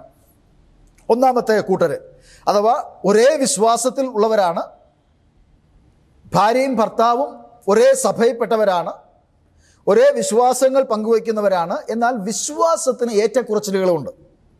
അവർ ഒരേ തരത്തിലല്ല അവരുടെ വിശ്വാസം പരിപാലിക്കുന്നത്. ഒരേ തരത്തിലുള്ളതായ ആഴത്തിലുള്ള വിശ്വാസം ഇരുവർക്കും ഇല്ല. ഒരാൾക്ക് നല്ല വിശ്വാസം, മറ്റൊരാൾക്ക് വിശ്വാസക്കുറവ് ഉണ്ട്. ഞാൻ ചില കാര്യങ്ങൾ, നല്ല വിശ്വാസമുള്ളതായ ഒരു വ്യക്തിയെക്കുറിച്ച് ഞാൻ ചില കാര്യങ്ങൾ പറയുകയാണ്. ഈ വ്യക്തി നന്നായി വേദപുസ്തകം വായിക്കുകയും പഠിക്കുകയും ചെയ്യുന്നതായ ഒരു വ്യക്തിയാണ്. സമയം കിട്ടുമ്പോഴൊക്കെ പ്രാർത്ഥിക്കുന്നതായ ഒരു വ്യക്തിയാണ്. അവസരം ലഭിക്കുന്നതായ എല്ലാ സമയത്തും മുടങ്ങാതെ പള്ളിയിൽ പോകുന്നതായ വ്യക്തിയായിരിക്കാം. ഉപവാസ പ്രാർത്ഥനകൾക്ക് സമയം ലഭിക്കുമ്പോഴൊക്കെ ഉപവസിക്കുകയും പ്രാർത്ഥിക്കുകയും ചെയ്യുന്ന വ്യക്തിയായിരിക്കാം. സഭ ഓർഗനൈസ് ചെയ്യുന്നതായ മത പഠന ക്ലാസ്സുകളിലൊക്കെ അറ്റൻഡ് ചെയ്യുകയും പഠിക്കാനുള്ളതായ തീക്ഷ്ണത കാണിക്കുകയും ചെയ്യുന്ന വ്യക്തിയായിരിക്കും. ഈ പഠിച്ച കാര്യങ്ങൾ മറ്റുള്ളവരോട് പറയുന്നതിന് വേണ്ടി സുവിശേഷീകരണ വേലയിൽ പങ്കാളികളാകുന്നതായ വ്യക്തിയായിരിക്കാം ഈ വിശ്വാസി. കിട്ടുന്നതായ വരുമാനത്തിൽ ദശാംശം വളരെ കൃത്യമായി കൊടുക്കുകയും മറ്റുള്ളവരെ സഹായിക്കുവാൻ മനസ്സും ഉള്ളതായ ഒരു വ്യക്തിയായിരിക്കും. സഭയോട് നല്ല കൂറുള്ള വ്യക്തിയായിരിക്കും. സഭയെക്കുറിച്ച് ആരെങ്കിലും മോശമായി പറഞ്ഞാൽ വളരെ നിഷ്കർഷമായി അതിനെ തടയുന്നതായ ഒരു വ്യക്തിയായിരിക്കും. സഭയുടെ അധികാരികളുമായി നല്ല ബന്ധം പുലർത്തുന്നതായ വ്യക്തിയായിരിക്കും. അതുപോലെ തന്നെ അവരുടെ ജീവിതം എല്ലായ്പ്പോഴും അവരുടെ വിശ്വാസവുമായി ബന്ധിപ്പിച്ചാണ് അവർ കഴിക്കുന്നത്. എന്നാൽ ഈ കൂട്ടരിൽ വിശ്വാസം കുറഞ്ഞ വ്യക്തിക്കോ വേദപുസ്തക വായന വല്ലപ്പോഴും ഒരിക്കലൊക്കെ ആകാം. പ്രാർത്ഥന എന്ന് പറയുന്നത് ചിലപ്പോൾ കുടുംബ പ്രാർത്ഥനയ്ക്ക് ഇരുന്നാലായി, ചിലപ്പോൾ അതിന് സമയം കിട്ടുമ്പോൾ മാത്രം പ്രാർത്ഥിക്കുന്നതായ അവസ്ഥ. പള്ളിയിൽ പോവുക എന്ന് പറയുന്നത് മറ്റു പരിപാടികളൊന്നുമില്ല എങ്കിൽ വെറുതെ വീട്ടിൽ നിൽക്കുന്നതായ ഒരു ദിവസം പള്ളിയിൽ പോവുക, അല്ലെങ്കിൽ ചില പ്രത്യേക ദിവസങ്ങളിൽ മാത്രം പള്ളിയിൽ പോവുക. മറ്റുള്ളവരെ അറിഞ്ഞ സത്യം പറഞ്ഞു കൊടുക്കുന്നതിന് ഒരു താല്പര്യവുമില്ല, കാരണം സ്വയമേ അറിയില്ല. അപ്പോൾ എന്ത് പറയണമെന്ന് അറിയാത്തത് കൊണ്ട് തന്നെ ഈ വക കാര്യങ്ങളെക്കുറിച്ചൊന്നും വായി തുറക്കാറില്ല. ദശാംശവും കാണിക്കുകയും കൊടുക്കുക എന്ന് പറയുന്നത് വളരെ ബുദ്ധിമുട്ടാണ്. പലപ്പോഴും ദശാംശം കൊടുക്കാനൊന്നും കാണാറില്ല, കാരണം അങ്ങനെ ഒരു ശീലം ആ വ്യക്തിക്ക് ഇല്ല. ദൈവത്തോട് അത്ര കണ്ട് ഭക്തിയോ ഭയമോ ഒന്നുമില്ല. സഭയോട് വലിയ കൂറൊന്നുമില്ല. സഭ ഇങ്ങനൊരു പ്രസ്ഥാനമായിട്ട് ഇങ്ങനെ പോകുന്നു, അതങ്ങനെ പോയിക്കൊണ്ടിരിക്കും. എനിക്ക് എൻ്റെ വഴി, സഭയ്ക്ക് സഭയുടേതായ വഴി. ഞാൻ സഭയുടെ ചിലവിലോ സഭയുടെ നോട്ടത്തിലോ അല്ല ജീവിക്കുന്നത് എന്ന ഒരു ചിന്തയോടുകൂടെ തോന്നിയതുപോലെ ജീവിക്കുന്നതായ ഒരു അവസ്ഥ. ഈ ഒരു കൂട്ടമാണ് ഈ അവിശ്വാസികളുമായുള്ളതായ വിവാഹം നടത്തി ജീവിക്കുന്നതിൽ ഒരു വലിയ പങ്ക്. ഒരുപക്ഷെ ഇന്ന് എൻ്റെ ഈ പ്രബോധനം കേൾക്കുന്നതായ നിങ്ങളിൽ പലരും നിങ്ങളുടെ പങ്കാളികളെക്കുറിച്ച് ചിന്തിച്ചാൽ, അല്ലെങ്കിൽ നിങ്ങളെക്കുറിച്ച് ചിന്തിച്ചാൽ, ഏത് തരക്കാരനാണ് ഞാൻ, ഏത് തരക്കാരിയാണ് ഞാൻ എന്ന് വിലയിരുത്തുവാൻ തക്കവണ്ണം സാധിക്കും.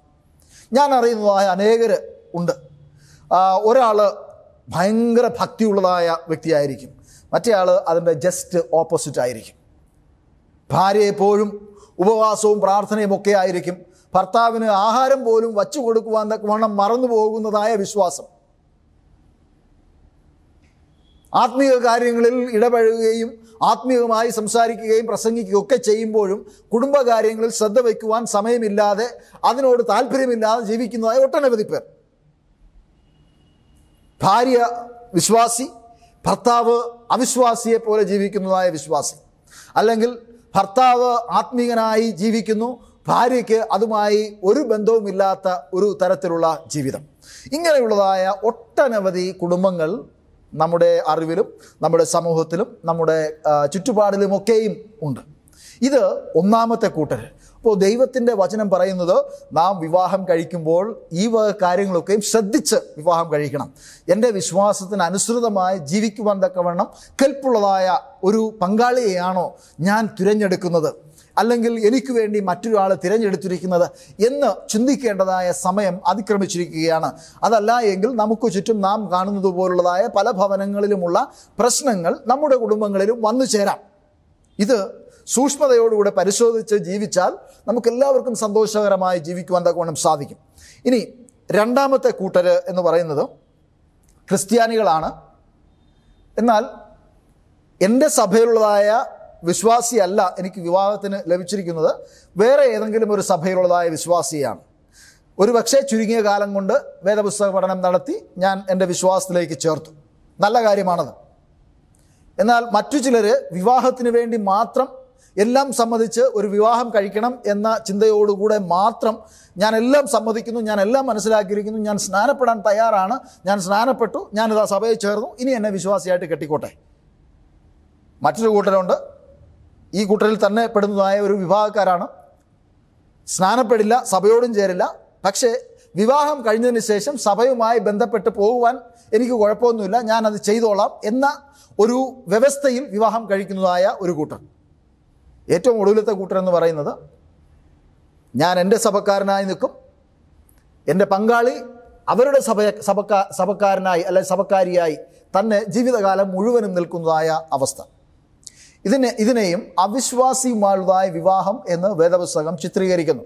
കാരണം ഒരുപോലത്തതായ വിശ്വാസമല്ല ഇവർ ഇരുവരും പങ്കുവയ്ക്കുന്നത്. ഒരുപാട് അഭിപ്രായ വ്യത്യാസങ്ങൾ ഉണ്ട്. ആ തരത്തിൽ ഞാൻ ഒരു കുടുംബവുമായി സംസാരിച്ചപ്പോൾ അവർ എന്നോട് പറഞ്ഞതായ ചില വ്യക്തമായ ചില കാര്യങ്ങൾ നിങ്ങളുമായി പങ്കുവയ്ക്കുവാൻ തക്കവണ്ണം ഞാൻ ആഗ്രഹിക്കുകയാണ്.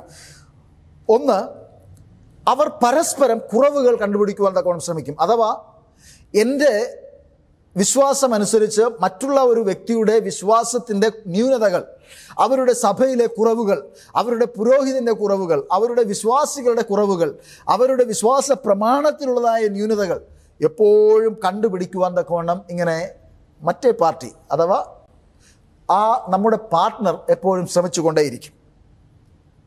സ്വന്തം സഭയെക്കുറിച്ച്, സ്വന്തം വിശ്വാസത്തെക്കുറിച്ച്, സ്വന്തം സംവിധാനത്തെക്കുറിച്ച്, പ്രസ്ഥാനത്തെക്കുറിച്ച് എപ്പോഴും വായ് തോരാതെ ഇങ്ങനെ സംസാരിച്ചു കൊണ്ടിരിക്കും. ഞങ്ങളുടെ സഭയിൽ, ഞങ്ങളുടെ കൂട്ടത്തിൽ, ഞങ്ങളുടെ ആൾക്കാർ, ഞങ്ങളുടെ എൻ്റെ എന്ന് പറയാനല്ലാതെ അവർക്ക് പലപ്പോഴും നേരം ഉണ്ടാകുകയില്ല. പിന്നെ വേണമെങ്കിൽ പറയും, ഞാൻ ഇങ്ങോട്ട് വന്നതോടുകൂടെ എൻ്റെ എല്ലാ ആത്മീയതയും നഷ്ടപ്പെട്ടു. ഈ ഒരു കൂട്ടരെ നാം നമ്മുടെ ദൈനംദിന ജീവിതത്തിൽ പലയിടത്തും വെച്ച് കാണാറുണ്ട്. മൂന്നാമത്, ഈ കൂട്ടര് എപ്പോഴും പാർട്ട്ണറെ എൻ്റെ പക്ഷത്താക്കാനുള്ളതായ ഒരു ശ്രമം, ഏത് വിധേനയും എൻ്റെ കൂട്ടത്തിലാക്കുക. അത് ഏത് സഭയിലാണെങ്കിലും എൻ്റെ കൂട്ടത്തിലാക്കുക. ഞാൻ പറയുന്നതാണ് ശരി, എൻ്റെ പാർട്ട്ണർ പറയുന്നത് ശരിയല്ല, എൻ്റെ വിശ്വാസമാണ് ശരി, എന്നോട് ചേർക്കണം, എന്നോട് കൂട്ടണം, എൻ്റെ പക്ഷത്ത് നിർത്തണം. ഇത് പുരുഷനായാലും സ്ത്രീ ആയാലും ഇത് പലപ്പോഴും ചെന്നുപെടുന്നത് ഏതെങ്കിലും ഒരു സഭയോട് ചേർന്ന് നിൽക്കുവാൻ തക്കവണ്ണം പങ്കാളികൾ നിർബന്ധിതരാകുന്നതായ ഒരവസ്ഥയാണ് നാം കാണുന്നത്. മറ്റൊന്ന്, മനസ്സ് തുറന്ന് സംസാരിക്കാൻ കഴിയാതെ വരിക. There is always a gap in our communication. കാരണം എൻ്റെ ചിന്ത, ഞാൻ സംസാരിക്കുമ്പോൾ അദ്ദേഹത്തിൻ്റെ വിശ്വാസത്തെ ഞാൻ വ്രണപ്പെടുത്തുമോ, അദ്ദേഹത്തിൻ്റെ ചിന്താഗതിയെ ഞാൻ വ്രണപ്പെടുത്തുമോ, അല്ലെങ്കിൽ എൻ്റെ ഭാര്യ എന്നോട് പിണങ്ങുമോ, ഞാൻ പറയുന്നത് തെറ്റിദ്ധരിക്കപ്പെടുമോ എന്നുള്ളതായ ചിന്ത. അതുകൊണ്ട് തന്നെ ഹൃദയം തുറന്ന് സംസാരിക്കാൻ തക്കവണ്ണം കഴിയാത്തതായ അവസ്ഥ ഇത്തരത്തിലുള്ളതായ വിവാഹ ജീവിതത്തിൽ കാണുവാൻ തക്കവണ്ണം സാധിക്കും. തൽഫലമായി ജീവിതത്തിലെ എല്ലാ കാര്യങ്ങളും ഇങ്ങനെ യാന്ത്രികമായി ഇങ്ങനെ നടന്നുകൊണ്ടേയിരിക്കും. മെക്കാനിക്കലാണ്. അതിനൊരു പുതുമയോ അതിനൊരു സന്തോഷമോ ഒരു സമാധാനമോ ഇല്ലാത്തതായ ഒരു അന്തരീക്ഷം ഇങ്ങനെ നടന്നുകൊണ്ടേയിരിക്കും. അത് നിങ്ങൾ വിശ്വസിച്ചാലും ശരി, വിശ്വസിച്ചില്ലെങ്കിലും ശരി, എന്നോട് ചേർന്ന് അത് ശരിയാണെന്ന് പറഞ്ഞില്ലെങ്കിലും എനിക്ക് വിരോധമൊന്നുമില്ല. എൻ്റെ കണ്ണുകൊണ്ട് കാണുന്നതും എൻ്റെ പ്രദേശത്ത് ഞാൻ അറിയുന്നതായ അനേക കുടുംബങ്ങളിൽ കാണുന്നതായ ഒരു വ്യവസ്ഥിതിയാണ് ഇത്. രാവിലെ എഴുന്നേൽക്കുന്നു, ആഹാരം വയ്ക്കുന്നു, ആഹാരം കഴിക്കുന്നു, ജോലിക്ക് പോകുന്നു, മടങ്ങി വരുന്നു, ഉറങ്ങുന്നു, വീണ്ടും ആ പ്രക്രിയ ഇങ്ങനെ നടന്നുകൊണ്ടേയിരിക്കുന്നു എന്നല്ലാതെ ക്രിയേറ്റീവായിട്ട് ഒരു കുടുംബത്തെ സന്തോഷകരമായി കൊണ്ടുപോകുന്നതിന് വേണ്ടുന്നതായ സമാധാനമില്ലായ്മ ആ കുടുംബത്തിൽ നിഴലിച്ച് കാണുവാൻ തക്കവണ്ണം സാധിക്കും. ഒരു വീടിനകത്ത് താമസിക്കും, ഭാര്യ ഭർത്താവിനോട് മിണ്ടില്ല, ഭർത്താവ് ഭാര്യയോട് മിണ്ടില്ല. ഇത് ഒരു വളരെ നരകതുല്യമായ ഒരു ജീവിത അനുഭവമാണ്. ചില കുടുംബങ്ങളിൽ ഞാൻ കണ്ടിട്ടുള്ളത് ചില കോംപ്ലക്സുകൾ അഥവാ എന്താണ് ചില മനോഭാവങ്ങൾ, ഇൻഫീരിയോറിറ്റി കോംപ്ലക്സ്, സുപ്പീരിയോറിറ്റി കോംപ്ലക്സ് ഒക്കെ ഉള്ളതായിട്ട് കാണുവാൻ സാധിക്കും. ചിലർ പറയും, ഞങ്ങൾ കൂടിയ ആൾക്കാരാണ്, ഇവർ കുറഞ്ഞ ആൾക്കാരാണ്, ഇവർ ഇന്ന ദേശക്കാരാണ്, ഞങ്ങൾ ഇന്ന ദേശക്കാരാണ്, ഞങ്ങളുടെ കൂട്ടത്തിൽ എല്ലാവരും ഇങ്ങനെയൊക്കെ ഉള്ള ആൾക്കാരാണ്, പക്ഷെ ഇവരുടെ കൂട്ടത്തിലുള്ളവരെല്ലാവരും ഇങ്ങനെ താഴ്ന്ന ആൾക്കാരാണ്. ഇത് കുടുംബജീവിതത്തെ സാരമായി ബാധിക്കും. ഈ ഇൻഫീരിയോറിറ്റി കോംപ്ലക്സും സുപ്പീരിയോറിറ്റി കോംപ്ലക്സും ഉള്ളപ്പോൾ ഭാര്യ ഭർത്താക്കന്മാർ അവരുടെ ബന്ധുക്കളെ സന്ദർശിക്കുമ്പോഴും അല്ലെങ്കിൽ ബന്ധുക്കൾ അവരുടെ വീടുകളിൽ വരുമ്പോഴും ഈ ഒരു കോംപ്ലക്സ് എപ്പോഴും ഉണ്ടാകും. അതുകൊണ്ട് തന്നെ ഒരു ഈടാർന്ന സുദൃഢമായ ഒരു കുടുംബജീവിതം നയിക്കുവാൻ തക്കോണം കഴിയാതെ വരുന്നതായിട്ട് കാണുവാൻ തക്കോണം സാധിക്കും. ഞാനീ എല്ലാറ്റിലും ചില റെയർ എക്സംഷൻസ് ഉണ്ട്. ഇതൊന്നും ബാധിക്കാതെ വളരെ സന്തോഷത്തോടെ കുടുംബജീവിതം നയിക്കുന്നതായ ധാരാളം പേര് ലോകത്തുണ്ട്. അതിന് ഞാൻ ഉറപ്പ് നൽകുന്നു. എല്ലാവരുടെയും കാര്യമല്ല, എന്നാൽ ഭൂരിപക്ഷം പേരുടെയും കാര്യമാണ് ഞാനിന്ന് നിങ്ങളോട് പറയുന്നത്. ഈ കൂട്ടത്തിലുള്ളതായ വിവാഹത്തിൻ്റെ ഒരു വലിയ ബുദ്ധിമുട്ട് എന്ന് പറയുന്നത്, കുഞ്ഞുങ്ങൾ ജനിച്ചു കഴിഞ്ഞാൽ അവരെ ഏത് വിശ്വാസത്തിൽ നിലനിർത്തും? അവർ പ്രായമായി പക്വത പ്രാപിച്ച് ഒരു 18-20 വയസ്സ് ആകുന്നതുവരെ അവർക്ക് സ്വയമായി തീരുമാനമെടുക്കുവാൻ തക്കവണ്ണം കഴിയില്ല. കാരണം അപ്പൻ പറയുന്നു ഇതാണ് ശരി, അമ്മ പറയുന്നു ഇതാണ് ശരി. ഈ കുഞ്ഞ് രണ്ടുപേരുടെയും സ്നേഹത്തിലും സംരക്ഷണത്തിലും വളരുന്നതായ കുഞ്ഞാണ്. ഈ കുഞ്ഞ് ആരുടെ പക്ഷം പിടിക്കും? ആരോട് ചേർന്ന് നിൽക്കും? ആരുടെ വിശ്വാസവുമായി ബന്ധപ്പെട്ട് ജീവിക്കുവാൻ ഈ കുഞ്ഞ് മുതിരും? ഇതൊരു വലിയ ചോദ്യചിഹ്നമാണ്. ഒടുവിൽ കുഞ്ഞ് അവിശ്വാസിയായി, ഒരു വിശ്വാസവുമില്ലാതെ, സാധാരണഗതിയിൽ ദൈവത്തെയോ ദൈവ സംഹിതകളെയോ വേണ്ടാത്തതായ ഒരു ജീവിതം നയിക്കുന്ന കുഞ്ഞായി മാറുവാൻ തക്കവണ്ണം ഈ കൂട്ടരിൽ ഉള്ളതായ കുടുംബങ്ങളിലുള്ള കുഞ്ഞുങ്ങളെ കാണുവാൻ തക്കവണ്ണം സാധിക്കും. അവർക്ക് ഈ ആത്മീക മൂല്യങ്ങളൊന്നും അവർക്ക് ബാധകമല്ല. അവർ സാധാരണഗതിയിലുള്ളതായ അവിശ്വാസികളുമായുള്ളതായ ഇടപെടലുകളും വിശ്വാസവുമായി ബന്ധപ്പെടാത്തതായ ജീവിത രീതികളും മാർഗങ്ങളും തിരഞ്ഞ് അവർ പോകുന്നത് സർവ്വസാധാരണമായി നമുക്ക് കാണുവാൻ തക്കവണ്ണം സാധിക്കും. അടുത്തതായി ഈ കൂട്ടരിൽ കാണുന്നതായ മറ്റൊരു പ്രശ്നം ആന്തരികമായുള്ളതായ അസമാധാനം. ചിരിക്കും, സംസാരിക്കും, എല്ലാ കാര്യങ്ങളും സ്വാഭാവികമായി ചെയ്യുന്നത് പോലെ തോന്നും. But there is no inner peace within them. അവരുടെ ഉള്ളിൽ അവർക്ക് ഒരു സന്തോഷം ഇങ്ങനെ സ്പോണ്ടേനിയസ് ആയിട്ട് വരുന്നില്ല. കാരണം ചിന്തകളെല്ലായ്പ്പോഴും വിഭിന്നങ്ങളാണ്. എൻ്റെ ചിന്തയല്ല എൻ്റെ പാർട്ട്ണറുടെ ചിന്ത. ഈ പാർട്ട്ണറുടെ ചിന്ത എൻ്റെ ചിന്തയായി മാറേണ്ടതിന് ഞാൻ എന്ത് ചെയ്യണം എന്നുള്ളതായ ചിന്ത ഈ പ്രിയ സഹോദരനെയോ സഹോദരിയോ ഇങ്ങനെ ഭാരപ്പെടുത്തിക്കൊണ്ടിരിക്കുകയാണ്. ഈ രണ്ട് കൂട്ടരിലും കാണുന്നതായ മറ്റൊരു പ്രത്യേകത എന്ന് പറയുന്നത് ഒരു കുറ്റബോധം എപ്പോഴും ഉണ്ടാകും. ഭാര്യയുടെ ഹൃദയത്തിലുണ്ടാകും, ഞാൻ എൻ്റെ കൂട്ടായ്മയും എൻ്റെ സഭയെയും വിട്ടിട്ടാണല്ലോ ഞാൻ വന്നിരിക്കുന്നത്. അയ്യോ, ഞാൻ നശിച്ചു പോകുമോ? ഞാൻ പഠിച്ചത്, ഞാൻ പാടിയത്, ഞാൻ കൂടിയതായ പള്ളിയിൽ എന്തൊക്കെയാണ് സംഭവിക്കുന്നത്? ഈ ഒരു കുറ്റബോധം എപ്പോഴും ഉണ്ടാകും. ഭർത്താവിനാണെങ്കിൽ ഭർത്താവും ചിന്തിക്കും, അയ്യോ, ഞാൻ കുടുംബത്തിൻ്റെ നാഥനാണല്ലോ, ഞാൻ അങ്ങനെ ചെയ്യരുതായിരുന്നു, ഞാനിത് ചെയ്ത് തെറ്റിപ്പോയി, എൻ്റെ കൂട്ടത്തിൽ നിന്ന് തന്നെ വിവാഹം കഴിച്ചാൽ മതിയായിരുന്നു എന്നുള്ളതായ ചിന്ത എല്ലാ കാലഘട്ടത്തിലും എപ്പോഴും ഉണ്ടാകും. അത് കുഞ്ഞുങ്ങളോട് സംസാരിക്കുമ്പോഴും മാതാപിതാക്കളോട് സംസാരിക്കുമ്പോഴും എല്ലായ്പ്പോഴും പറയും, ഭർത്താവ് ഈ കൂട്ടത്തിൽ നിന്നായിരുന്നു, അല്ലെങ്കിൽ ഭാര്യ ഈ കൂട്ടത്തിൽ നിന്നായിരുന്നു, അതുകൊണ്ട് ചില പ്രശ്നങ്ങളൊക്കെ ഉണ്ടായിരുന്നു എന്ന് പറയുന്നത് നാം സർവ്വസാധാരണമായി കേൾക്കുന്നതായ ഒരു കാര്യമാണ്. ഈ കാര്യങ്ങൾ ഉള്ളതുകൊണ്ട് തന്നെ there is lack of intimacy. ആവശ്യമായ അടുപ്പം ഇരുവരിലും കാണാറില്ല. ഒരുമിച്ചിരിക്കുന്ന ചിരിക്കാനോ ഒരുമിച്ചിരുന്ന് സംസാരിക്കാനോ തമാശകൾ പറയാനോ അല്ലെങ്കിൽ സന്തോഷകരമായ അവസരങ്ങൾ ഉണ്ടാക്കിയെടുക്കാനോ ഈ കൂട്ടത്തിലുള്ളതായ കുടുംബ ബന്ധങ്ങൾക്ക് പലപ്പോഴും കഴിയാതെ പോകുന്നു. കുടുംബങ്ങളിൽ വഴക്കും അല്പസ്വല്പം പ്രശ്നങ്ങളും പ്രതികൂലങ്ങളും ഉണ്ടാകുന്നത് സർവ്വസാധാരണമാണ്. അതെല്ലാ കുടുംബങ്ങളിലുമുണ്ട്. എന്നാൽ ഇത്തരത്തിലുള്ളതായ കുടുംബങ്ങളിൽ അത് സാർവത്രികമാണ്. അതെല്ലായ്പ്പോഴും സംഭവിക്കുന്നു. അങ്ങനെ പ്രശ്നങ്ങളും പ്രതികൂലങ്ങളും മാത്രമുള്ളതായ കുടുംബങ്ങളായി ഇങ്ങനെ വളർന്നുകൊണ്ടിരിക്കുന്നതായ ഒരു അവസ്ഥ ഉണ്ടാകും. ഇവരുടെ ആഹാര രീതികളിൽ വ്യത്യാസമുണ്ടാകും. ദൈവസഭയുടെ അംഗങ്ങളാണെങ്കിൽ പറയും, ചെതുമ്പലില്ലാത്ത മീനും കുളമ്പും അയവിറക്കാത്തതുമായ മാംസവും ഞങ്ങൾ ഭക്ഷിക്കുകയില്ല, പന്നി ഇറച്ചി ഞങ്ങൾ ഭക്ഷിക്കുകയില്ല എന്ന് പറയുമ്പോൾ മറ്റൊരു വിഭാഗത്തിൽ നിന്ന് വന്നതായ ആ സ്പൗസ് അല്ലെങ്കിൽ പാർട്ട്ണർ പറയും, അതൊന്നും കുഴപ്പമില്ല, അതെല്ലാം ദൈവം അനുഗ്രഹിച്ചിട്ടുള്ളതാണ്, നമുക്ക് വേണ്ടി ഉണ്ടാക്കിയിരിക്കുന്നതാണ്, നമുക്കത് ഭക്ഷിക്കാം. നിർബന്ധത്തിന് വഴങ്ങി അത് വാങ്ങിച്ചുകൊണ്ട് വരാൻ ഉള്ളതായ നിർബന്ധം, അല്ലെങ്കിൽ അത് ഉണ്ടാക്കി കൊടുക്കാനുള്ളതായ നിർബന്ധം, ചിലപ്പോഴെങ്കിലും അത് തിന്നേ മതിയാവുകയുള്ളൂ എന്നുള്ളതായ നിർബന്ധം ഉണ്ടാകും. ഇങ്ങനെയുള്ളതായ പ്രശ്നങ്ങളൊക്കെ ഇത്തരത്തിലുള്ളതായ കുടുംബജീവിതങ്ങളിൽ ഉണ്ടാകാറുണ്ട്. ഈ കൂട്ടരിൽ പലപ്പോഴും ഡൈവോഴ്സ് ചെയ്താലോ വിവാഹമോചനം നേടിയാലോ എന്നുള്ളതായ ചിന്ത ഇങ്ങനെ അലട്ടിക്കൊണ്ടേയിരിക്കും. എപ്പോഴും ഇങ്ങനെ ചിന്തിക്കും, അയ്യോ, ഇത് ശരിയാകില്ല, ഇത് ഇനിയും നീട്ടിക്കൊണ്ടുപോയാൽ പ്രശ്നമാകും, ഇത് എപ്പോഴും ഇത് നല്ലതല്ല എന്ന ചിന്ത ഇങ്ങനെ അലട്ടിക്കൊണ്ടേയിരിക്കും. പലപ്പോഴും ഈ കൂട്ടരെ അപമാനിക്കപ്പെടുന്നു അല്ലെങ്കിൽ എന്നെ അപമാനിക്കുന്നു എന്നുള്ളതായ ചിന്ത അവരെ അലട്ടിക്കൊണ്ടേയിരിക്കും. എൻ്റെ പങ്കാളി എന്നെ അപമാനിക്കുന്നു, മറ്റുള്ളവരുടെ മുൻപിൽ, നാട്ടുകാരുടെ മുൻപിൽ ഞാൻ ഉദ്ദേശിച്ചതുപോലുള്ളതായ ഒരു ഭാര്യയല്ല എനിക്ക് ലഭിച്ചത്, അല്ലെങ്കിൽ എൻ്റെ ആഗ്രഹത്തിന് ഒത്തവണ്ണമുള്ളതായ ഒരു ഭർത്താവിനെ അല്ല എനിക്ക് കിട്ടിയത് എന്ന ചിന്ത എപ്പോഴും ഉണ്ട്. പലപ്പോഴും മക്കളോടൊക്കെ സംസാരിക്കുമ്പോൾ പറയും, ഇതിയാനെ ഒരബദ്ധം പറ്റി കിട്ടിയതാ.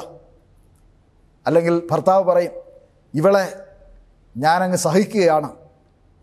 അല്ലെങ്കിൽ കുഞ്ഞുങ്ങളോട് പറയും, ഒരു അബദ്ധം പറ്റിപ്പോയി, ഇനി എന്ത് ചെയ്യുക, ചുമക്കുക തന്നെ. ഇങ്ങനെയുള്ളതായ സംസാരങ്ങൾ വരുമ്പോൾ പലപ്പോഴും ഹൃദയങ്ങൾ വേദനിക്കുകയും മടുക്കുകയും എങ്ങനെയെങ്കിലും ഈ ബന്ധത്തിൽ നിന്ന് രക്ഷ നേടണം എന്നുള്ളതായ ചിന്ത വരികയും ചെയ്യും. കർത്താവിൽ പ്രിയ ദൈവമക്കളെ, അതുകൊണ്ട് വിവാഹിതരാകാത്തതായ യുവാക്കൾ നിങ്ങളുടെ വിശ്വാസം സംരക്ഷിക്കുവാൻ കഴിയും എന്നുള്ളതായ തരത്തിൽ മാത്രം വിവാഹം കഴിക്കുവാൻ ഞാൻ ദൈവനാമത്തിൽ നിങ്ങളോട് ആഹ്വാനം ചെയ്യുകയാണ്. വിവാഹം കഴിക്കാതിരുന്നത് കൊണ്ട് തന്നെ ഈ സമൂഹത്തിൽ ജീവിക്കുവാൻ കഴിയില്ല എന്ന ചിന്ത വേണ്ട. ഈ സമൂഹത്തിൽ നിലയും വിലയും ഉണ്ടാകണമെങ്കിൽ വിവാഹം കഴിച്ചേ മതിയാവുകയുള്ളൂ എന്ന ചിന്ത വേണ്ട. തക്കയോഗ്യമായ പങ്കാളികളെ കിട്ടുമ്പോൾ മാത്രം വിവാഹം കഴിക്കുന്നത് ഏറ്റവും അനിവാര്യമാണ്. ഇനി മൂന്നാമത്തെ കൂട്ടർ, ഞാനിന്ന് നിങ്ങളോട് പ്രധാനമായി സംസാരിക്കുവാൻ തക്കവണ്ണം ആഗ്രഹിച്ച ഒരു കൂട്ടർ എന്ന് പറയുന്നത് ക്രിസ്ത്യാനികളായിരിക്കവേ തന്നെ ക്രിസ്ത്യാനികൾ അല്ലാത്തവരെ വിവാഹം കഴിക്കുക. ഇത് ഇന്ന് ആളുകളിൽ പലയിടങ്ങളിലും സംഭവിക്കുന്നുണ്ട്. പൂർവ്വകാലങ്ങളിലും ഇത് സംഭവിച്ചിട്ടുണ്ട്. അത്തരത്തിൽ കുടുംബജീവിതം നയിച്ചതായ ഒരു വ്യക്തിയുമായി ഞാൻ സംസാരിച്ച് അവർ അഭിമുഖീകരിച്ചതായ പ്രശ്നങ്ങൾ, അവരുടെ കുടുംബജീവിതത്തിൽ അനുവർത്തിച്ചതായ ചില കാര്യങ്ങൾ നിങ്ങളുമായി പങ്കുവയ്ക്കാനാണ് ഞാൻ ആഗ്രഹിക്കുന്നത്. കാരണം ഇതിലെനിക്ക് അനുഭവമില്ല, എന്നാൽ ഞാൻ കണ്ടും കേട്ടും ഞാൻ മനസ്സിലാക്കിയതുമായ ചില കാര്യങ്ങൾ നിങ്ങളോട് തുറന്ന് പറയുവാൻ തക്കവണ്ണം സാധിക്കും. ആ സംസാരിച്ചതായ വ്യക്തിയോട് ഞാൻ ചോദിച്ചു, ഞാൻ നിങ്ങളുടെ പേര് പറഞ്ഞുകൊള്ളട്ടെ എന്ന് പറഞ്ഞു. പേര് മാത്രം പറയണ്ട, അത് മോശമായിരിക്കും, പക്ഷേ കാര്യങ്ങളൊക്കെ വിശദമായി നിങ്ങൾ പറയുക എന്ന് എന്നോട് പറഞ്ഞിട്ടുണ്ട്. ഒരുപക്ഷെ ആ വ്യക്തിയും ഈ ദൂത് കേൾക്കും. എന്നോട് സംസാരിച്ചതിന് ഞാൻ നന്ദി പറയുകയാണ്. ദൈവം നിങ്ങളെയും അനുഗ്രഹിക്കുമാറാകട്ടെ. ക്രിസ്ത്യാനികൾ അക്രൈസ്തവരുമായി വിവാഹം കഴിക്കുമ്പോൾ പലപ്പോഴും ക്രിസ്ത്യാനികൾ അക്രൈസ്തവരുടെ ദേവന്മാരെ അംഗീകരിക്കേണ്ടതായ അവസ്ഥയുണ്ടാകും. അവരുടെ വിവാഹത്തിന് ഹൈന്ദവ ആചാരപ്രകാരം അല്ലെങ്കിൽ ഇതര വിശ്വാസ ആചാരപ്രകാരം വിവാഹം കഴിക്കേണ്ടതായ അവസ്ഥയുണ്ടാകുന്നു. ചിലരെങ്കിലും ഒരു ക്രിസ്ത്യാനി ഒരു അക്രൈസ്തവനെ വിവാഹം കഴിക്കുമ്പോൾ അത് പുരുഷനോ സ്ത്രീയോ ആരോ ആയിക്കൊള്ളട്ടെ, ചിലപ്പോൾ ആദ്യം ഹൈന്ദവ ആചാരപ്രകാരം വിവാഹം കഴിക്കും, പിന്നെ ക്രിസ്തീയ ആചാരപ്രകാരം വിവാഹം കഴിക്കും, അല്ലെങ്കിൽ ആദ്യം ക്രിസ്തീയ ആചാരപ്രകാരവും പിന്നെ ഹൈന്ദവ ആചാരപ്രകാരവും വിവാഹം കഴിക്കേണ്ടതായ അവസ്ഥ ഉണ്ടാകുന്നു. അപ്പോൾ നാം ഇതുവരെ കാത്തു സൂക്ഷിച്ചതായ സംരക്ഷിച്ചതായ വിശ്വാസം നാം എത്ര പെട്ടെന്നാണ് അത് വേണ്ട എന്ന് വയ്ക്കുന്നത്? രണ്ടാമതായി, ഉത്സവങ്ങളിൽ പങ്കെടുക്കുവാൻ തക്കവണ്ണം നാം പ്രേരിതരാകുന്നു. ക്രിസ്തീയ ഉത്സവങ്ങളാണെങ്കിലും ഇതര മതവിശ്വാസികളുടെ ഉത്സവങ്ങളാണ് എങ്കിലും നാം മറ്റൊരു മതത്തിലുള്ളതായ വ്യക്തിയെ വിവാഹം കഴിച്ചു വരുമ്പോൾ ഒരു പക്ഷേ നമ്മുടെ വിശ്വാസത്തോട് ചേർന്ന് നിൽക്കുവാൻ താല്പര്യം കാണിക്കുന്ന വ്യക്തിയാണ് എങ്കിൽ പോലും പ്രത്യേക അവസരങ്ങളിൽ പ്രത്യേക ഉത്സവങ്ങൾ ഉണ്ടാകുമ്പോൾ, പ്രത്യേക ദിവസങ്ങൾ ഉണ്ടാകുമ്പോൾ ആ വ്യക്തി നമ്മെ നിർബന്ധിക്കും. നീ വരണം, നീ പങ്കെടുക്കണം, നീ എന്നോട് സഹകരിക്കണം, ഞാൻ എത്രയോ വിട്ടുവീഴ്ചകൾ നിനക്ക് വേണ്ടി ചെയ്തിരിക്കുന്നു, അതുകൊണ്ട് നീ എനിക്ക് വേണ്ടി ഇന്ന കാര്യങ്ങൾ ചെയ്ത് തന്നേ മതിയാവുകയുള്ളൂ എന്നുള്ളതായ നിർബന്ധം പലപ്പോഴും ഉണ്ടാകും. അല്ലെങ്കിൽ പോലും നമ്മുടെ പങ്കാളിയെ പ്രീതിപ്പെടുത്തുന്നതിന് വേണ്ടി പലപ്പോഴും ദൈവത്തിന് ഇഷ്ടമില്ലാത്തതായ പല പ്രവൃത്തികളിലും നാം ഏർപ്പെടേണ്ടതായ അവസ്ഥകൾ ഉണ്ടാകുന്നു.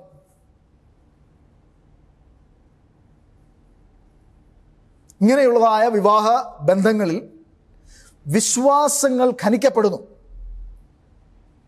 അത് ഏത് വിശ്വാസവും ആയിക്കൊള്ളട്ടെ, ഈ വിശ്വാസങ്ങൾക്കനുസൃതമായി ധൈര്യത്തോടെ ജീവിക്കുവാൻ തക്കവണ്ണം കഴിയാത്തതായ ഒരവസ്ഥയുണ്ട്. ഈ വിശ്വാസം ഖനിക്കപ്പെടുമ്പോൾ ഓരോ വ്യക്തികളുടെയും ജീവിതത്തിലുള്ളതായ ചില സ്വപ്നങ്ങൾ, അവരുടെ ജീവിത കാഴ്ചപ്പാടുകൾക്ക് മാറ്റം വരികയാണ്. ഒരുപക്ഷെ അവർ പഠിച്ചതും അവർ ആഗ്രഹിച്ചതുമായ ജീവിത സാഹചര്യങ്ങളിൽ എത്തിപ്പെടാൻ കഴിയാതെ വരുന്നു. അവർ ആഗ്രഹിച്ചതുപോലുള്ളതായ ഒരു കുടുംബജീവിതം നയിക്കുവാൻ തക്കവണ്ണം കഴിയാതെ പോകുന്നു.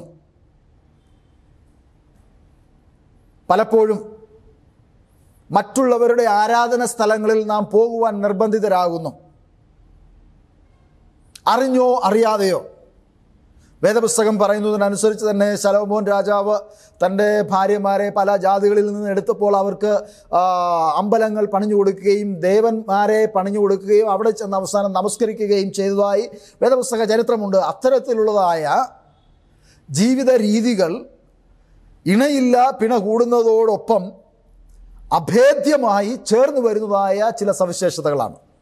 അത് സവിശേഷതകളാണോ അതോ ചില സ്വഭാവങ്ങളാണോ എന്ന് പറയുവാൻ തക്കവണ്ണം ഞാൻ ആഗ്രഹിക്കുന്നില്ല. കാരണം ഓരോ വ്യക്തികൾക്കും അത് നല്ലതാണ് എന്നുള്ളതായ തോന്നൽ ചിലപ്പോഴെങ്കിലും അത് ഉണ്ടാകാറുണ്ട്. ഈ രണ്ടു കൂട്ടരും പരസ്പരം നേടുവാൻ തക്കവണ്ണം ശ്രമിക്കും. ക്രിസ്ത്യാനി അല്ലാത്തതായ വ്യക്തിയെ ക്രിസ്ത്യാനിയാക്കാനുള്ളതായ ശ്രമത്തിലാണ്.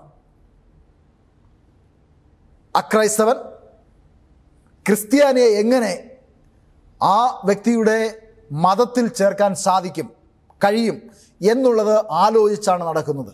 അതിന് വഴിയൊരുക്കുന്നതായ എല്ലാ ഉപാധികളും ചെയ്തുകൊണ്ടേയിരിക്കും. ഏറ്റവും പ്രധാനപ്പെട്ടതായ ഒരു പ്രശ്നം ഞാൻ കാണുന്നത്, ഞാൻ മനസ്സിലാക്കിയത്, ഞാൻ കേട്ടത്, നമ്മുടെ വിശ്വാസങ്ങൾ പലപ്പോഴും നാം കോംപ്രമൈസ് ചെയ്യപ്പെടേണ്ടതായിട്ട് വരുന്നു, വിട്ടുവീഴ്ച ചെയ്യേണ്ടതായിട്ട് വരുന്നു. നമുക്ക് ആരാധിക്കാൻ ചിലപ്പോൾ പള്ളിയിൽ പോകാൻ കഴിയാറില്ല, ചിലപ്പോൾ പ്രാർത്ഥിക്കാൻ കഴിയാറില്ല, ചിലപ്പോൾ നമ്മുടെ വിശ്വാസ കാര്യങ്ങൾ നമുക്ക് നടത്തിയെടുക്കുവാൻ തക്കവണ്ണം കഴിയാതെ വരുന്നു. നമ്മുടെ വിശ്വാസികളുടെ മത നേതാക്കളെ നമ്മുടെ ഭവനങ്ങളിൽ വിളിക്കുവാൻ തക്കവണ്ണം കഴിയാതെ പോകുന്നു. ചില മതപരമായ ചടങ്ങുകൾ നമുക്ക് വേണ്ടാന്ന് വയ്ക്കേണ്ടതായ അവസ്ഥകൾ വരുന്നു. ഇതൊക്കെ ഇണയില്ല പിണ കൂടുന്നതിൻ്റെ ഫലമായി സംഭവിക്കുന്നതാണ്. ഇതിൽ സർവത്തിലും ഉപരിയായി പലപ്പോഴും ദൈവരാജ്യം കിട്ടാതെ പോകുന്നതായ അവസ്ഥയും ഇക്കൂട്ടരിൽ ഏറ്റവും അധികമാണ്. വിവാഹം കഴിക്കുമ്പോൾ പറയും, ഇല്ല അപ്പച്ച ഞാൻ അദ്ദേഹത്തെ നേടിക്കൊള്ളാം, അല്ലെങ്കിൽ പറയും, ഇല്ല അമ്മച്ചി ഞാൻ അവളെ നേടിക്കൊള്ളാം എന്നുള്ളതായ ഉറപ്പും ധൈര്യവും ഒക്കെ വിവാഹത്തിന് മുൻപ് കൊടുക്കാറുണ്ട്. പക്ഷേ തത്വത്തിൽ കാണുന്നത് പലപ്പോഴും ഞാൻ അങ്ങോട്ട് ചേരുകയാണ്. ആരായിക്കോട്ടെ, പുരുഷനാണോ സ്ത്രീയാണോ ആര് തന്നെ ആയിരുന്നാലും അങ്ങോട്ട് ചേർന്ന് അവരോടുകൂടെ പോകുവാനാണ് പലപ്പോഴും എല്ലാവരും ശ്രമിക്കുന്നത്. കാരണം വിട്ടുവീഴ്ച ചെയ്ത് സമാധാനപരമായി ജീവിക്കണമെങ്കിൽ അങ്ങനെയുള്ളതായ ചില കോംപ്രമൈസുകൾ ചെയ്തെങ്കിൽ മാത്രമേ മുൻപോട്ട് പോകുവാൻ തക്കവണ്ണം കഴിയുകയുള്ളൂ എന്ന് നമുക്ക് മനസ്സിലാക്കുവാൻ തക്കവണ്ണം സാധിക്കും. ഈ കൂട്ടരിൽ കാണുന്നതായ മറ്റൊരു പ്രധാനപ്പെട്ടതായ ഒരു അവസ്ഥ, ഇവർ മക്കൾ ഉണ്ടായാൽ അവർക്ക് എങ്ങനെ അവരെ വളർത്താൻ തക്കവണ്ണം കഴിയും എന്ന് ഗൗരവമായി ചിന്തിക്കുന്നവർ അവർ ഒരു തീരുമാനത്തിലെത്തും, മക്കൾ വേണ്ട, ദത്തെടുക്കുകയും വേണ്ട. കാരണം ഞാൻ വിചാരിച്ചു നീ എന്നോടൊപ്പം വരും എന്ന്, അവർ വിചാരിച്ചു അല്ല ഞാൻ അവരോടൊപ്പം പോകുമെന്ന്.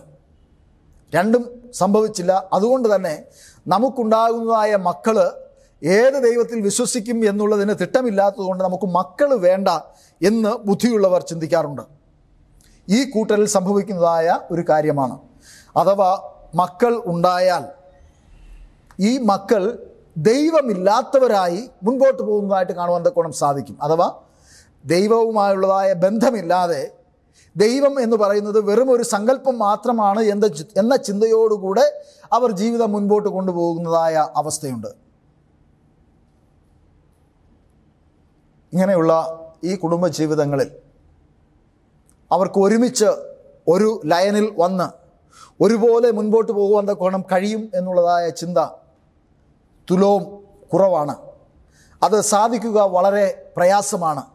കർത്താവായ യേശു ക്രിസ്തു പറഞ്ഞതുപോലെ ധനവാൻ സ്വർഗരാജ്യത്തിൽ കടക്കുന്നത് ഒട്ടകം സൂചിക്കുഴലിൽ കടക്കുന്നതിനേക്കാൾ പ്രയാസമാണ് എന്ന് പറഞ്ഞതുപോലെയാണ് ഈ കൂട്ടർ ദൈവരാജ്യത്തിൽ കടക്കുക എന്നുള്ളത്. ഇവർ കടക്കുകയില്ല എന്നോ ഇവർ അവരുടെ വിശ്വാസത്തെ ത്യജിച്ചു കളഞ്ഞെന്നോ അവർ അവിശ്വാസികളാണോ എന്നോ ഞാൻ ഒരിക്കലും പറയുന്നില്ല. എന്നാൽ ഈ കൂട്ടരിലും അവർ വിവാഹം കഴിച്ച് മരണപര്യന്തം വരെ സന്തോഷത്തോടെ കഴിയുന്നതായ കുടുംബങ്ങളെ എനിക്ക് നന്നായി അറിയാം. അവർ പരസ്പരം ധാരണയോടുകൂടെ അവരവരുടെ വിശ്വാസങ്ങളിൽ ഉറച്ചു നിന്ന് ഒരു വിട്ടുവീഴ്ചയും ചെയ്യാതെ ജീവിക്കുന്നതായ വ്യക്തികളെയും എനിക്ക് അറിയാം. കർത്താവിൽ പ്രിയ സഹോദരി സഹോദരന്മാരെ, വേദപുസ്തകം ഈ കൂട്ടരെക്കുറിച്ച് അഥവാ ഇണയില്ല പിണ കൂടിയതായ വ്യക്തികളെക്കുറിച്ച് എന്താണ് പറയുന്നത് എന്ന് നമുക്ക് പരിശോധിക്കാം. കൊരിന്ത്യർക്ക് എഴുതിയ 1-ാം ലേഖനം 7-ാം അധ്യായം അതിൻ്റെ 12, 13, 14 വാക്യങ്ങൾ ഇങ്ങനെ പറയുന്നു: എന്നാൽ ശേഷമുള്ളവരോട് കർത്താവല്ല ഞാൻ തന്നെ പറയുന്നത്, ഒരു സഹോദരന് അവിശ്വാസിയായ ഭാര്യ ഉണ്ടായിരിക്കുകയും അവൾ അവനോടുകൂടെ പാർപ്പാൻ സമ്മതിക്കുകയും ചെയ്താൽ അവളെ ഉപേക്ഷിക്കരുത്. അവിശ്വാസിയായ ഭർത്താവുള്ള ഒരു സ്ത്രീയും അവൻ അവളോടുകൂടെ പാർപ്പാൻ സമ്മതിക്കുന്നു എങ്കിൽ ഭർത്താവിനെ ഉപേക്ഷിക്കരുത്. അവിശ്വാസിയായ ഭർത്താവ് ഭാര്യ മുഖാന്തരം വിശുദ്ധീകരിക്കപ്പെട്ടും അവിശ്വാസിയായ ഭാര്യ ഭർത്താവ് മുഖാന്തരം വിശുദ്ധീകരിക്കപ്പെട്ടുമിരിക്കുന്നു. അല്ലെങ്കിൽ നിങ്ങളുടെ മക്കൾ അശുദ്ധർ എന്നു വരും, ഇപ്പോഴോ അവർ വിശുദ്ധർ ആകുന്നു. ഇത് വേദപുസ്തകം പറയുന്നതായ ഒരു ആജ്ഞയാണ്. വിവാഹം കഴിച്ചവർ വേർപിരിയരുത്. പരസ്പരം നിങ്ങൾ നേടുവാൻ തക്കവണ്ണം നോക്കുകയും ദൈവത്തിന് നിങ്ങളെ വിട്ടുകൊടുക്കുവാൻ തക്കവണ്ണം നിങ്ങൾ ശ്രമിക്കുകയും ചെയ്യണം.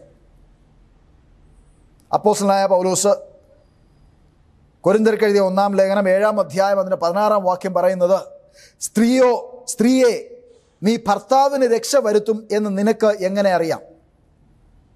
പുരുഷ നീ ഭാര്യയ്ക്ക് രക്ഷ വരുത്തും എന്ന് നിനക്ക് എങ്ങനെ അറിയാം? അവിവാഹിതരായിരിക്കുന്നതായ പ്രിയ സഹോദരി സഹോദരന്മാരെ, ഭർത്താവിനെ രക്ഷിക്കാം എന്ന് വിചാരിച്ച് അവിശ്വാസിയായ ഒരു പുരുഷനെ വിവാഹം കഴിക്കേണ്ടതായ ആവശ്യം നിനക്കില്ല. അഥവാ ഭാര്യയെ രക്ഷിച്ചു കൊള്ളാം എന്ന് വിശ്വസിച്ച് അവിശ്വാസിയായ ഒരു ഭാര്യയെ കൈക്കൊള്ളേണ്ടതായ ആവശ്യം നിനക്കില്ല.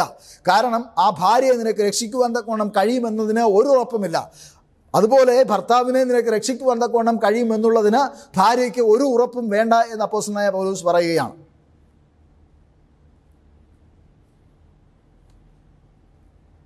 അപ്പോസ്തലനായ പൗലോസ് വ്യക്തമായി പറയുന്നത്, ഇക്കൂട്ടർ ഒരു കാരണവശാലും വിവാഹമോചനം നേടരുത്. അവർ ഒരുമിച്ച് തന്നെ പാർക്കണം. കാരണം അങ്ങനെ വിവാഹമോചനം നൽകിയാൽ അവർ വീണ്ടും ദൈവകൽപ്പന ലംഘിക്കുകയത്രേ ചെയ്യുന്നത്.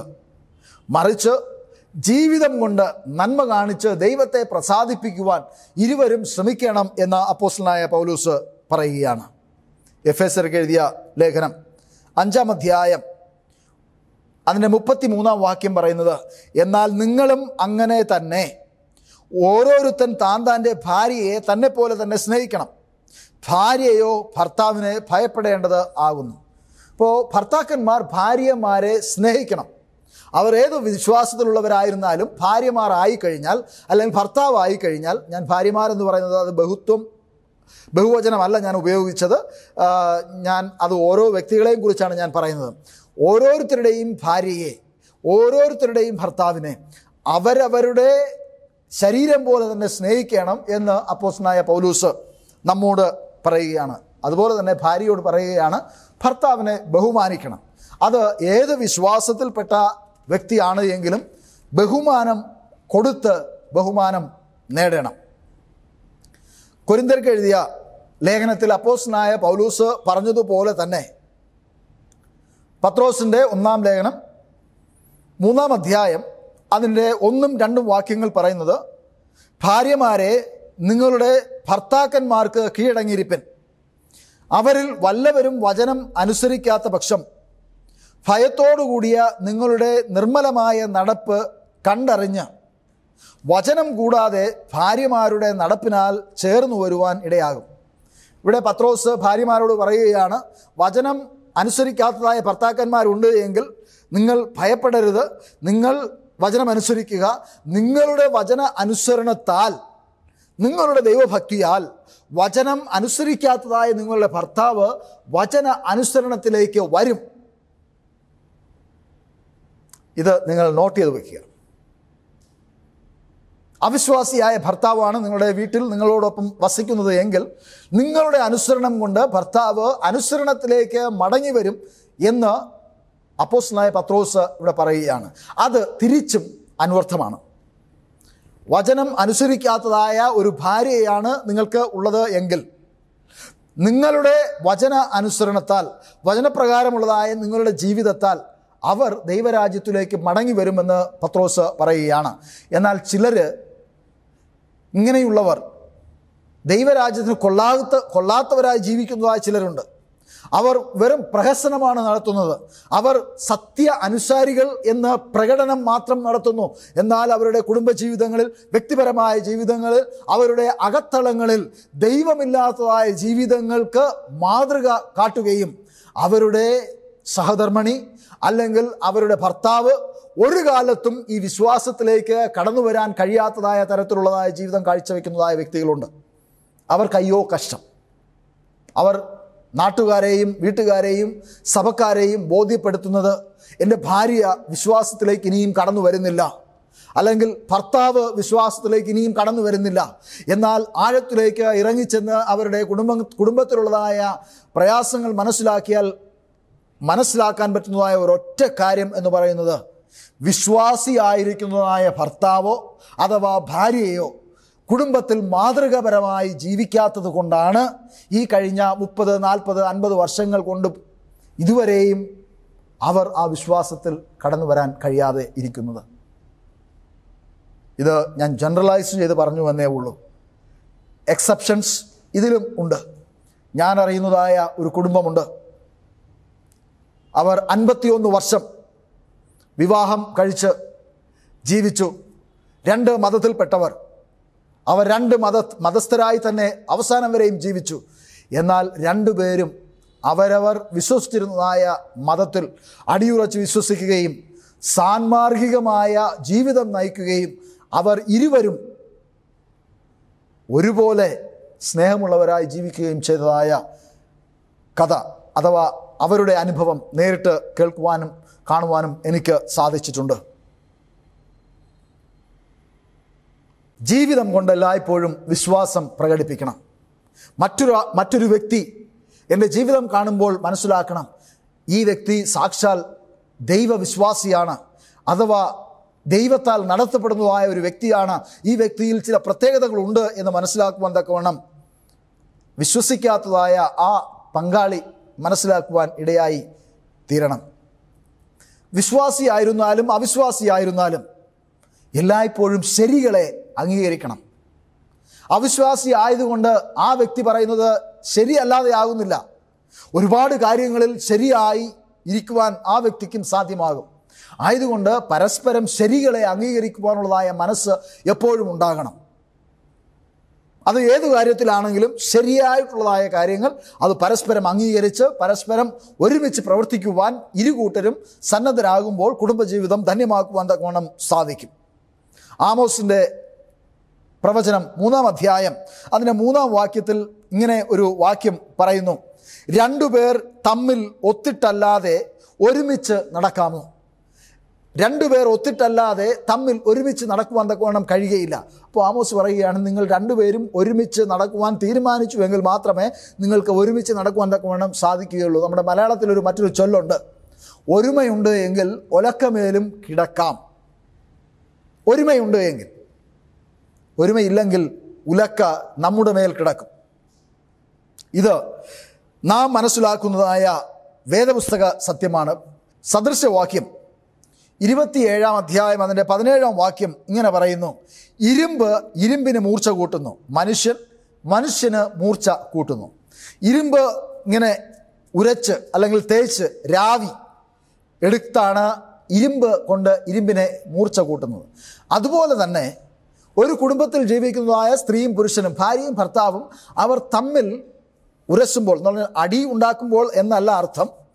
അവർ ഓരോരുത്തരുടെയും കുറവുകളെ വിട്ടുകളഞ്ഞ് ന്യൂനതകളെ മാറ്റി അവർ ഒരുമിച്ച് ജീവിക്കുവാൻ തക്കവണ്ണം തീരുമാനിച്ച് ഒരുമിച്ച് പോകുവാൻ അവർ ദൈവത്തിൽ ആശ്രയിക്കുമ്പോഴാണ് ഇരുവർക്കും വ്യക്തിത്വങ്ങൾ ഉണ്ടാകുന്നത്, ഇരുവർക്കും ദൈവസന്നിധിയിൽ പ്രസാദമുണ്ടാകുന്നത്, അവരുടെ കുടുംബജീവിതം ധന്യമായി തീരുന്നത്. ഒരു കാലത്തും അവിശ്വാസിയുടെ വിശ്വാസത്തെ പരിഹസിക്കുവാൻ മുതിരരുത്. വിശ്വാസം തെറ്റാണ് എങ്കിൽ പോലും ആ വിശ്വാസം ശരിയാണ് എന്ന് വിശ്വസിക്കുന്നതായ വ്യക്തിക്ക് നമ്മുടെ പരിഹാസം അത് ആഴത്തിലുള്ളതായ മുറിവേൽപ്പിക്കുവാൻ തക്കവണ്ണം കാരണമായി തീരും. നാം ഇതര വിശ്വാസത്തിൽ നിന്ന് ഒരു പങ്കാളിയെ സ്വീകരിക്കുമ്പോൾ ആ പങ്കാളിയെ മാത്രമല്ല, ആ പങ്കാളിയുടെ കുടുംബാംഗങ്ങളെയും സ്വീകരിക്കുവാൻ നാം എപ്പോഴും ഒരുക്കമുള്ളവരായിരിക്കണം. അങ്ങനെ സ്വീകരിച്ചിട്ടുള്ളവർ നിങ്ങളുടെ കുടുംബജീവിതം ഒരുപക്ഷെ സമാധാനപരമായി ജീവിക്കുവാൻ കഴിയാതെ വന്നതിനുള്ള ഒരു കാരണം പങ്കാളിയെ മാത്രമേ നിങ്ങൾ സ്വീകരിച്ചിട്ടുള്ളൂ. അവരുടെ കുടുംബത്തെയോ ആ കുടുംബങ്ങളിലുള്ളതായ ആചാര അനുഷ്ഠാനങ്ങളെയോ നിങ്ങൾ സ്വീകരിക്കാത്തത് കൊണ്ടായിരിക്കാം. ഏറ്റവും പ്രധാനമായി നിങ്ങളുടെ വിശ്വസിക്കാത്ത പങ്കാളിക്ക് വേണ്ടി നിങ്ങൾ പ്രാർത്ഥിക്കുക, ദൈവത്തോട് പ്രാർത്ഥിക്കുക. ദൈവത്തിന് കല്ലിനെ പോലും മാറ്റുവാൻ തക്കവണ്ണം കഴിയും. കല്ലായുള്ളതായ ഹൃദയങ്ങളെ മാംസള ഹൃദയമാക്കി തീർക്കുവാൻ നമ്മുടെ ദൈവത്തിന് സാധിക്കും എന്ന് തിരുവചനം പറയുകയാണ്. ആയതുകൊണ്ട് പ്രാർത്ഥിപ്പിൻ. മരണത്തോളം മരിക്കുന്നത് വരെയും നിങ്ങളുടെ പങ്കാളിക്ക് വേണ്ടി പ്രാർത്ഥിച്ചു കൊണ്ടിരിപ്പിൻ. ദുർഘട സമയങ്ങൾ വരുമ്പോൾ കൂടെ ഇരിക്കുക. ഞാൻ വിശ്വസിക്കുന്നത് പോലല്ല നീ വിശ്വസിക്കുന്നത്, അതുകൊണ്ട് ഇതിൽ എനിക്ക് പങ്കില്ല എന്ന് പറഞ്ഞ് ഒറ്റപ്പെടുത്തുവാനോ തഴയാനോ പാടില്ല. കൂടെ ഇരിക്കണം. ഏത് പ്രതിസന്ധി ഘട്ടത്തിലും കൂടിയിരിക്കണം. ഞാൻ നിന്നോട് കൂടെ ഉണ്ട് എന്ന് പറഞ്ഞവനായ ദൈവം നമ്മോടുകൂടെ ഇരിക്കുന്നത് പോലെ പങ്കാളികൾ ഒരുമിച്ച് ഏത് പ്രയാസഘട്ടത്തിലും ഒരുമിച്ച് നീങ്ങുവാൻ തക്കവണ്ണം തയ്യാറുള്ളവരായിരിക്കണം. ഏറ്റവും പ്രധാനപ്പെട്ടതായ മറ്റൊരു വസ്തുത, ബി വില്ലിംഗ് ടു ഫർഗീവ്.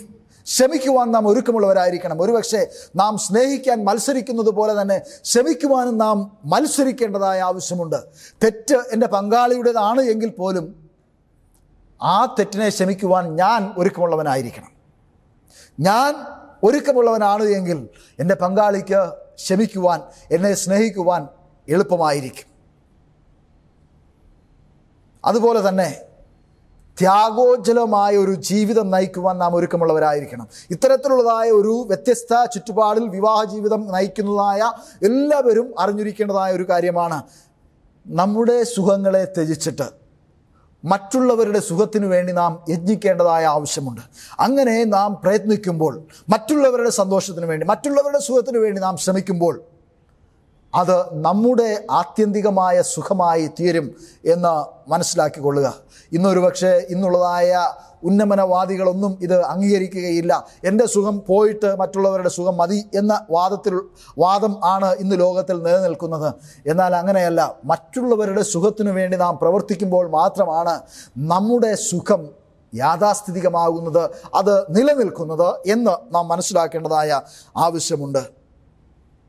വിശ്വസിക്കാത്തതായ നിങ്ങളുടെ പങ്കാളിയെ ഒരുപക്ഷെ നിങ്ങൾ ക്രിസ്ത്യാനിയാക്കുവാൻ തക്കവണ്ണം ശ്രമിക്കുന്നുവെങ്കിൽ, ക്രിസ്ത്യാനി ആകണമെന്ന് ആഗ്രഹിക്കുന്നുവെങ്കിൽ, സത്യം മനസ്സിലാക്കണം എന്ന് ആഗ്രഹിക്കുന്നു എങ്കിൽ നിങ്ങൾ പൊതുവായി ദൈവത്തിൻ്റെ വചനം പ്രസംഗിക്കുകയും പഠിപ്പിക്കുകയും ചെയ്യുന്നതായ വേദികളിലും ക്യാമ്പുകളിലും ആത്മീയ കൂട്ടായ്മകളിലും പങ്കെടുപ്പിക്കുവാൻ തക്കവണ്ണം സ്വാഗതം ചെയ്യുക.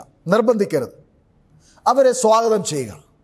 അവർ അവിടെ വന്ന് മറ്റൊരിടത്തും കേട്ടിട്ടില്ലാത്ത, മറ്റൊരിടത്തും കണ്ടിട്ടില്ലാത്തതായ കാര്യങ്ങൾ കാണുകയും കേൾക്കുകയും ചെയ്യുമ്പോൾ, ദൈവമക്കളുടെ കൂട്ടായ്മ കാണുമ്പോൾ, അവരുടെ സന്തോഷം കാണുമ്പോൾ ദൈവത്തിൻ്റെ ആത്മാവ് അവർ പ്രവർത്തിക്കുവാൻ തക്കവണ്ണം നിങ്ങൾക്ക് വഴിയൊരുക്കുവാൻ സാധിക്കും. അത് നിങ്ങൾ പ്രത്യേകം ശ്രദ്ധിക്കേണ്ടതായ ആവശ്യമുണ്ട്. ഒരു പക്ഷേ നിങ്ങൾ പറഞ്ഞാൽ വിശ്വസിക്കാത്തതായ അനേക കാര്യങ്ങൾ മറ്റൊരു വ്യക്തി ഇദ്ദേഹത്തോട് പറയുമ്പോൾ അത് വിശ്വാസയോഗ്യമായി തീരും. നിങ്ങൾ ഒരുപക്ഷെ അദ്ദേഹത്തെ അടുത്തറിയുന്നു, നിങ്ങളുടെ ന്യൂനതകൾ അദ്ദേഹത്തിന് അറിയാം, നിങ്ങളുടെ പോരായ്മകൾ അറിയാം. ഒരുപക്ഷെ നിങ്ങൾ പറയുന്നതെല്ലാം തെറ്റാണ് എന്നുള്ളതായ ഒരു മുൻവിധി ആ വ്യക്തിക്ക് അല്ലെങ്കിൽ ജീവിത പങ്കാളിക്ക് ഉണ്ട് എങ്കിൽ നിങ്ങൾ എത്ര തന്നെ പറഞ്ഞാലും അദ്ദേഹം കൺവിൻസ് ആകില്ല. എന്നാൽ നിങ്ങൾ പറയുന്നതായ അതേ കാര്യങ്ങൾ മറ്റൊരാളെ കൊണ്ട് അദ്ദേഹത്തിന് അല്ലെങ്കിൽ ആ ജീവിത പങ്കാളിക്ക് വിശ്വാസമുള്ളതായ മറ്റൊരാളെ കൊണ്ട് പറയിച്ചാൽ തീർച്ചയായും അത് ശരിയാണോ എന്ന് പരിശോധിക്കാനുള്ളതായ ഒരു മനസ്സ് ആ പങ്കാളിക്ക് ഉണ്ടാകും. ആ പങ്കാളിയിൽ മാറ്റം ഉണ്ടാകും. അപ്പോസ്തലനായ പൗലോസ് റോമർക്ക് എഴുതിയ ലേഖനം 12-ാം അധ്യായം അതിൻ്റെ 1-2 വാക്യങ്ങൾ പറയുന്നത്, സഹോദരന്മാരെ, ഞാൻ ദൈവത്തിൻ്റെ മനസ്സലിവ് ഓർപ്പിച്ച് നിങ്ങളെ പ്രബോധിപ്പിക്കുന്നത്, നിങ്ങൾ ബുദ്ധിയുള്ള ആരാധനയായി നിങ്ങളുടെ ശരീരങ്ങളെ ജീവനും വിശുദ്ധിയും ദൈവത്തിന് പ്രസാദവുമുള്ള യാഗമായി സമർപ്പിപ്പിൻ. ഈ ലോകത്തിന് അനുരൂപമാകാതെ നന്മയും പ്രസാദവും പൂർണ്ണതയുമുള്ള ദൈവഹിതം ഇന്നത് എന്ന് തിരിച്ചറിയേണ്ടതിന് മനസ്സ് പുതുക്കി രൂപാന്തരപ്പെടുവിൻ. നാം ജീവിക്കുന്നതായ ഈ ലോകത്തിൽ നമ്മുടെ ജീവിതം നൈമിഷികമാണ്, വളരെ ഹ്രസ്വമാണ്, ചുരുങ്ങിയതാണ്. അതുകൊണ്ട് തന്നെ ദൈവഹിതം എന്തോ എന്ന് മനസ്സിലാക്കി ജീവിക്കുവാൻ ദൈവമക്കളാകുന്നതായ നിങ്ങളെ ഞാൻ ഇന്ന് പകൽക്കാലം ആഹ്വാനം ചെയ്യുകയാണ്. നമ്മുടെ വിവാഹ ജീവിതങ്ങളിൽ പല ന്യൂനതകൾ ഉണ്ടായേക്കാം, പല കുറവുകൾ സംഭവിച്ചേക്കാം. എന്നാൽ സർവശക്തനായ ദൈവമാണ് നമ്മുടെ വിവാഹങ്ങളെ സംയോജിപ്പിച്ചത് എന്ന് മനസ്സിലാക്കി ദൈവത്തിന് കീഴ്പ്പെടുവാൻ, ആ ദൈവത്തിൻ്റെ ശക്തിയുള്ള കൈയുടെ കീഴിൽ നിങ്ങൾ അഭയം പ്രാപിക്കുവാൻ ഇന്ന് പകൽക്കാലം ഞാൻ നിങ്ങളെ ആഹ്വാനം ചെയ്യുകയാണ്. നിങ്ങൾ ഇന്നുവരെയും വിവാഹം കഴിച്ചിട്ടില്ല, നിങ്ങൾ വിവാഹത്തിനു വേണ്ടി ആലോചിക്കുന്നവരാണ്, വിവാഹാലോചനകൾ നടക്കുന്നവരാണ്, വിവാഹത്തെക്കുറിച്ച് ചിന്തിക്കുവാൻ തക്കവണ്ണം നിങ്ങൾ ആരംഭിച്ചിട്ടുണ്ട് എങ്കിൽ let your priority be your God and your faith. നിങ്ങൾ വിവാഹം കഴിക്കാത്തവരാണ്, വിവാഹാലോചനകൾ നടക്കുന്നവരാണ് എങ്കിൽ നിങ്ങളുടെ മുൻഗണന ദൈവവും ആ ദൈവത്തിലുള്ളതായ നിങ്ങളുടെ വിശ്വാസവും ആയിരിക്കട്ടെ. മരിച്ചുപോയതായ ബഹുമാനപ്പെട്ട പാസ്റ്റർ KJ വർഗീസ് വിവാഹത്തിനു വേണ്ടി ക്ലാസ് എടുക്കുമ്പോൾ എപ്പോഴും പറയുന്നതായ ഒരു കാര്യമാണ്, ഞാനത് ഇപ്പോൾ വളരെ ബഹുമാനത്തോടുകൂടെ അത് ഓർക്കുന്ന ഒരു കാര്യവുമാണ്. നമ്മുടെ കുഞ്ഞുങ്ങൾ അവരുടെ വിവാഹത്തിനു വേണ്ടി ആലോചനകളെ തേടുമ്പോൾ ഏറ്റവും ആദ്യം ചിന്തിക്കേണ്ടതായ ഒരു കാര്യം, ആ വ്യക്തി ഞാൻ വിശ്വസിക്കുന്നത് പോലെ ദൈവത്തിൽ വിശ്വസിക്കുന്ന വ്യക്തിയാണോ എന്ന് ആദ്യം ചിന്തിക്കണം. പിന്നെ വേണം ശരീര സൗന്ദര്യവും സമാനമായ ജീവിത സാഹചര്യങ്ങളും കുടുംബ പശ്ചാത്തലങ്ങളുമൊക്കെയും അന്വേഷിക്കാൻ. അതല്ലാതെ ബാഹ്യമായ രൂപത്തെ കണ്ട് മയങ്ങി മറ്റെല്ലാം വലിച്ചെറിഞ്ഞ് പുറകെ പോകുന്നവൻ, ദൈവത്തിൻ്റെ വചനം പറയുന്നത്, ഒരുവനൊരു വഴി നല്ലത് എന്ന് തോന്നും, എന്നാൽ അതിൻ്റെ അവസാനമോ മരണ വഴികൾ അത്രേ. എന്നെ കേൾക്കുന്നതായ പ്രിയ ദൈവമക്കളെ, പ്രത്യേകിച്ച് യുവാക്കളെ, if you are not yet married, if you are thinking of marrying a good partner, let your faith be your priority. നിങ്ങൾ വിവാഹം കഴിച്ചിട്ടില്ല, നിങ്ങൾ വിവാഹാലോചന നടത്തുവാൻ തക്കവണ്ണം ആഗ്രഹിക്കുന്നുവെങ്കിൽ ദൈവത്തോട് പ്രാർത്ഥിക്കുക, ദൈവമേ, ഞാൻ വിശ്വസിക്കുന്നതായ കാര്യങ്ങൾ വിശ്വസിക്കുന്ന സത്യവിശ്വാസമുള്ളതായ, ഒരുപക്ഷെ എന്നേക്കാൾ വിശ്വാസമുള്ളതായ ഒരു വ്യക്തിയെ എനിക്ക് പങ്കാളിയായി തരണമേ എന്ന് നിങ്ങൾ പ്രാർത്ഥിക്കുവാൻ ഞാൻ ദൈവനാമത്തിൽ നിങ്ങളെ ആഹ്വാനം ചെയ്യുകയാണ്. നിങ്ങൾ വിവാഹം കഴിച്ചിട്ടുണ്ട്, വിവാഹ ജീവിതത്തിലാണ് നിങ്ങൾ കഴിയുന്നത് എങ്കിൽ നിങ്ങളുടെ എല്ലാ ശക്തിയും ഉപയോഗിച്ച് ദൈവരാജ്യത്തിൽ കടക്കുവാൻ നിങ്ങൾ ശ്രമിക്കുവാൻ ഞാൻ ദൈവനാമത്തിൽ ആഹ്വാനം ചെയ്യുകയാണ്.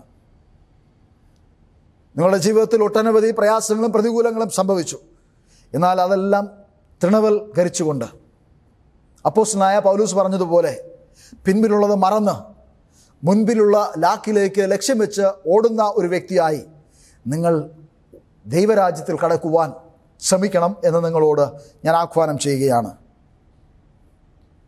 അവിശ്വാസിയായ ഒരു വ്യക്തിയെ വിവാഹം കഴിച്ച് ജീവിക്കുന്നതായ വ്യക്തിയാണ് എങ്കിൽ നിങ്ങളോട് ഞാൻ പറയുന്നത്, നിങ്ങളുടെ വിശ്വാസം നിങ്ങൾ ജീവിച്ച് കാണിക്കണം. നിങ്ങൾ വിശ്വാസിയാണ് എന്ന് പറയുന്നുവെങ്കിൽ അത് നിങ്ങളുടെ വിശ്വാസം പ്രകടമായി മറ്റുള്ളവർ കാണണം. കർത്താവായ യേശു ക്രിസ്തു പറഞ്ഞതുപോലെ, let your lights so Shine before men that they may see your good works and glorify your Father which is in heaven. നിങ്ങളുടെ നല്ല പ്രവൃത്തി ഈ ലോകത്തിൽ തിളങ്ങി കാണട്ടെ. അങ്ങനെ ആ പ്രവൃത്തികൾ മറ്റുള്ളവർ കണ്ട് നിങ്ങളുടെ സ്വർഗത്തിലെ ദൈവത്തെ മഹത്വപ്പെടുത്തുവാൻ കാരണമായി തീരട്ടെ എന്ന് ദൈവത്തിൻ്റെ വചനം പറയുന്നു. അങ്ങനെ നിങ്ങൾക്ക് നിങ്ങളുടെ ആത്മാവിനെയും നിങ്ങളുടെ പങ്കാളിയെയും ദൈവരാജ്യത്തിൽ ചേർക്കുവാൻ നിങ്ങൾക്ക് സാധിക്കും. അതിന് ദൈവം നിങ്ങളെ സഹായിക്കുമാറാകട്ടെ എന്ന് പ്രാർത്ഥിക്കുന്നു. യുവാക്കളെ, കുടുംബസ്ഥരായിരിക്കുന്നതായ പ്രിയ മാതാപിതാക്കളെ, പ്രായാധിക്യത്തിൽ കഴിയുന്നതായ ഒരുപക്ഷെ പങ്കാളികൾ നഷ്ടപ്പെട്ട് ഏകാഗിനിയായും ഒറ്റയ്ക്കും കഴിയുന്നതായ കുടുംബ അംഗങ്ങളെ, കർത്താവ് വരുവോളം വിശ്വാസത്തിൽ നിലനിൽക്കുവാൻ ദൈവം നിങ്ങളെല്ലാവരെയും സഹായിക്കുമാറാകട്ടെ എന്ന് ഞാൻ പ്രാർത്ഥിക്കുന്നു. ദൈവം നമ്മെ പേർ ചൊല്ലി വിളിക്കുമ്പോൾ, അതെ, ഞാനും എൻ്റെ കുടുംബവും ഇതാ അങ്ങയുടെ സന്നിധിയിലുണ്ട് എന്ന് പറയുവാൻ ദൈവം ഏവരെയും ഇടവരുത്തുമാറാകട്ടെ എന്ന് പ്രാർത്ഥിക്കുന്നു. ദൈവം അനുഗ്രഹിക്കുമാറാകട്ടെ. God bless you all. Thank U.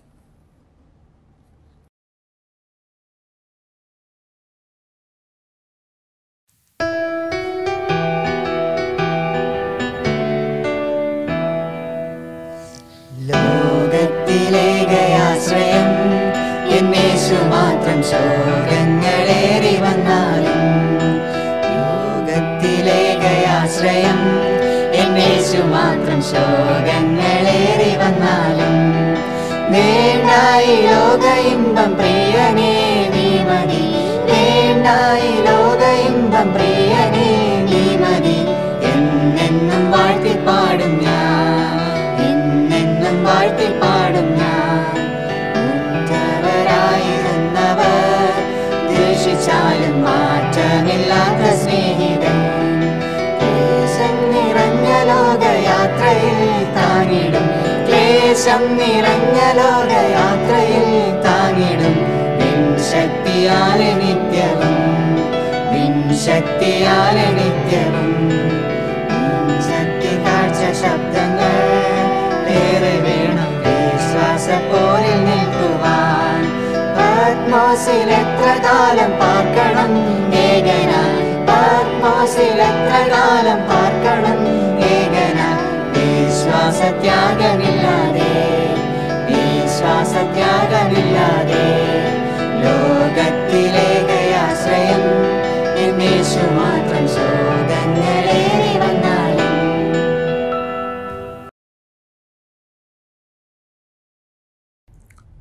നമുക്ക് കണ്ണുകളെ അടച്ച് പ്രാർത്ഥിക്കാം. ഞങ്ങളെ സ്നേഹിക്കുന്ന നല്ല ദൈവമേ, സ്വർഗീയ പിതാവേ, ഒരു പ്രാവശ്യം കൂടെ ഞങ്ങൾ തിരുസന്നിധിയിലേക്ക് കടന്നു വരുന്നു. ഞങ്ങൾ ഈ ഭൂമിയിൽ ഏകാകികൾ ആയിരുന്നു. എന്നാൽ ഏകാകികളെ ആക്കുന്ന സ്വർഗത്തിലെ ദൈവം ഞങ്ങളെ ഭൂമിയുടെ പല പ്രദേശങ്ങളിലായി കുടുംബമായി വസിപ്പിക്കുന്ന വലിയ കൃപയ്ക്കായി സ്തോത്രം ചെയ്യുന്നു. ഞങ്ങൾ പലവട്ടം അങ്ങയിൽ നിന്ന് വിട്ടുപോയി. എന്നാൽ അങ്ങയുടെ സ്നേഹം ഞങ്ങളെ നിർബന്ധിക്കുകയും അങ്ങയുടെ മാർവിലേക്ക് ഞങ്ങളെ വീണ്ടും ചേർത്ത് പിടിച്ചിരിക്കുന്ന വലിയ ദയക്കായി സ്തോത്രം.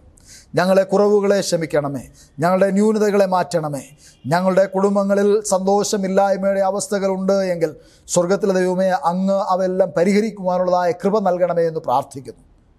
ഇന്ന് ഞങ്ങളെ കേൾപ്പിച്ചതായ വചനത്തിനായി സ്തോത്രം ചെയ്യുന്നു. സ്വർഗീയ പിതാവേ, ഞങ്ങൾ അങ്ങയുടെ വിശ്വാസത്തിൽ ഒരുമിച്ച് നിൽക്കുന്നവരായി, അങ്ങയുടെ വിശ്വാസത്തിൽ മുൻപോട്ട് പോകുന്നവരായി, ദൈവരാജ്യത്തിൽ കടക്കുവാൻ ഞങ്ങൾ പ്രയത്നിക്കുന്നവരായി തീരുവാൻ ഞങ്ങളെ സഹായിക്കണമെന്ന് പ്രാർത്ഥിക്കുന്നു. ഞങ്ങളുടെ ബലഹീനതകളെ, പോരായ്മകളെ, ഞങ്ങളുടെ കുടുംബത്തിൽ വന്നുപോയതായ മലിനതകളെ എല്ലാറ്റിനെയും സ്വർഗത്തിലെ ദൈവം അങ്ങ് സൗഖ്യമാക്കുമാറാകണമേ എന്ന് പ്രാർത്ഥിക്കുന്നു. അങ്ങയുടെ രാജ്യത്തിന് യോഗ്യതയുള്ളവരാക്കി തീർക്കണമേ. ഒടുവിൽ കർത്താവ് മേഘാരുടനായി ഞങ്ങളെ ചേർക്കുവാൻ വരുമ്പോൾ, നല്ലവനും വിശ്വസ്തനുമായ ദാസനെ ദാസിയെ എന്നുള്ളതായ വിളി കേൾക്കുമ്പോൾ ഞങ്ങളേവരും ദൈവരാജ്യത്തിൽ ഒരുമിച്ച് കാണുവാൻ സഹായിക്കണമെന്ന് വീണ്ടും വരുന്നവനായ യേശു രക്ഷിതാവിൻ്റെ ധന്യമുള്ള നാമത്തിൽ അപേക്ഷിക്കുന്നു. കൃപയോടെ കേട്ട് ഉത്തരമരുളുമാറാകണമേ. ആമേൻ.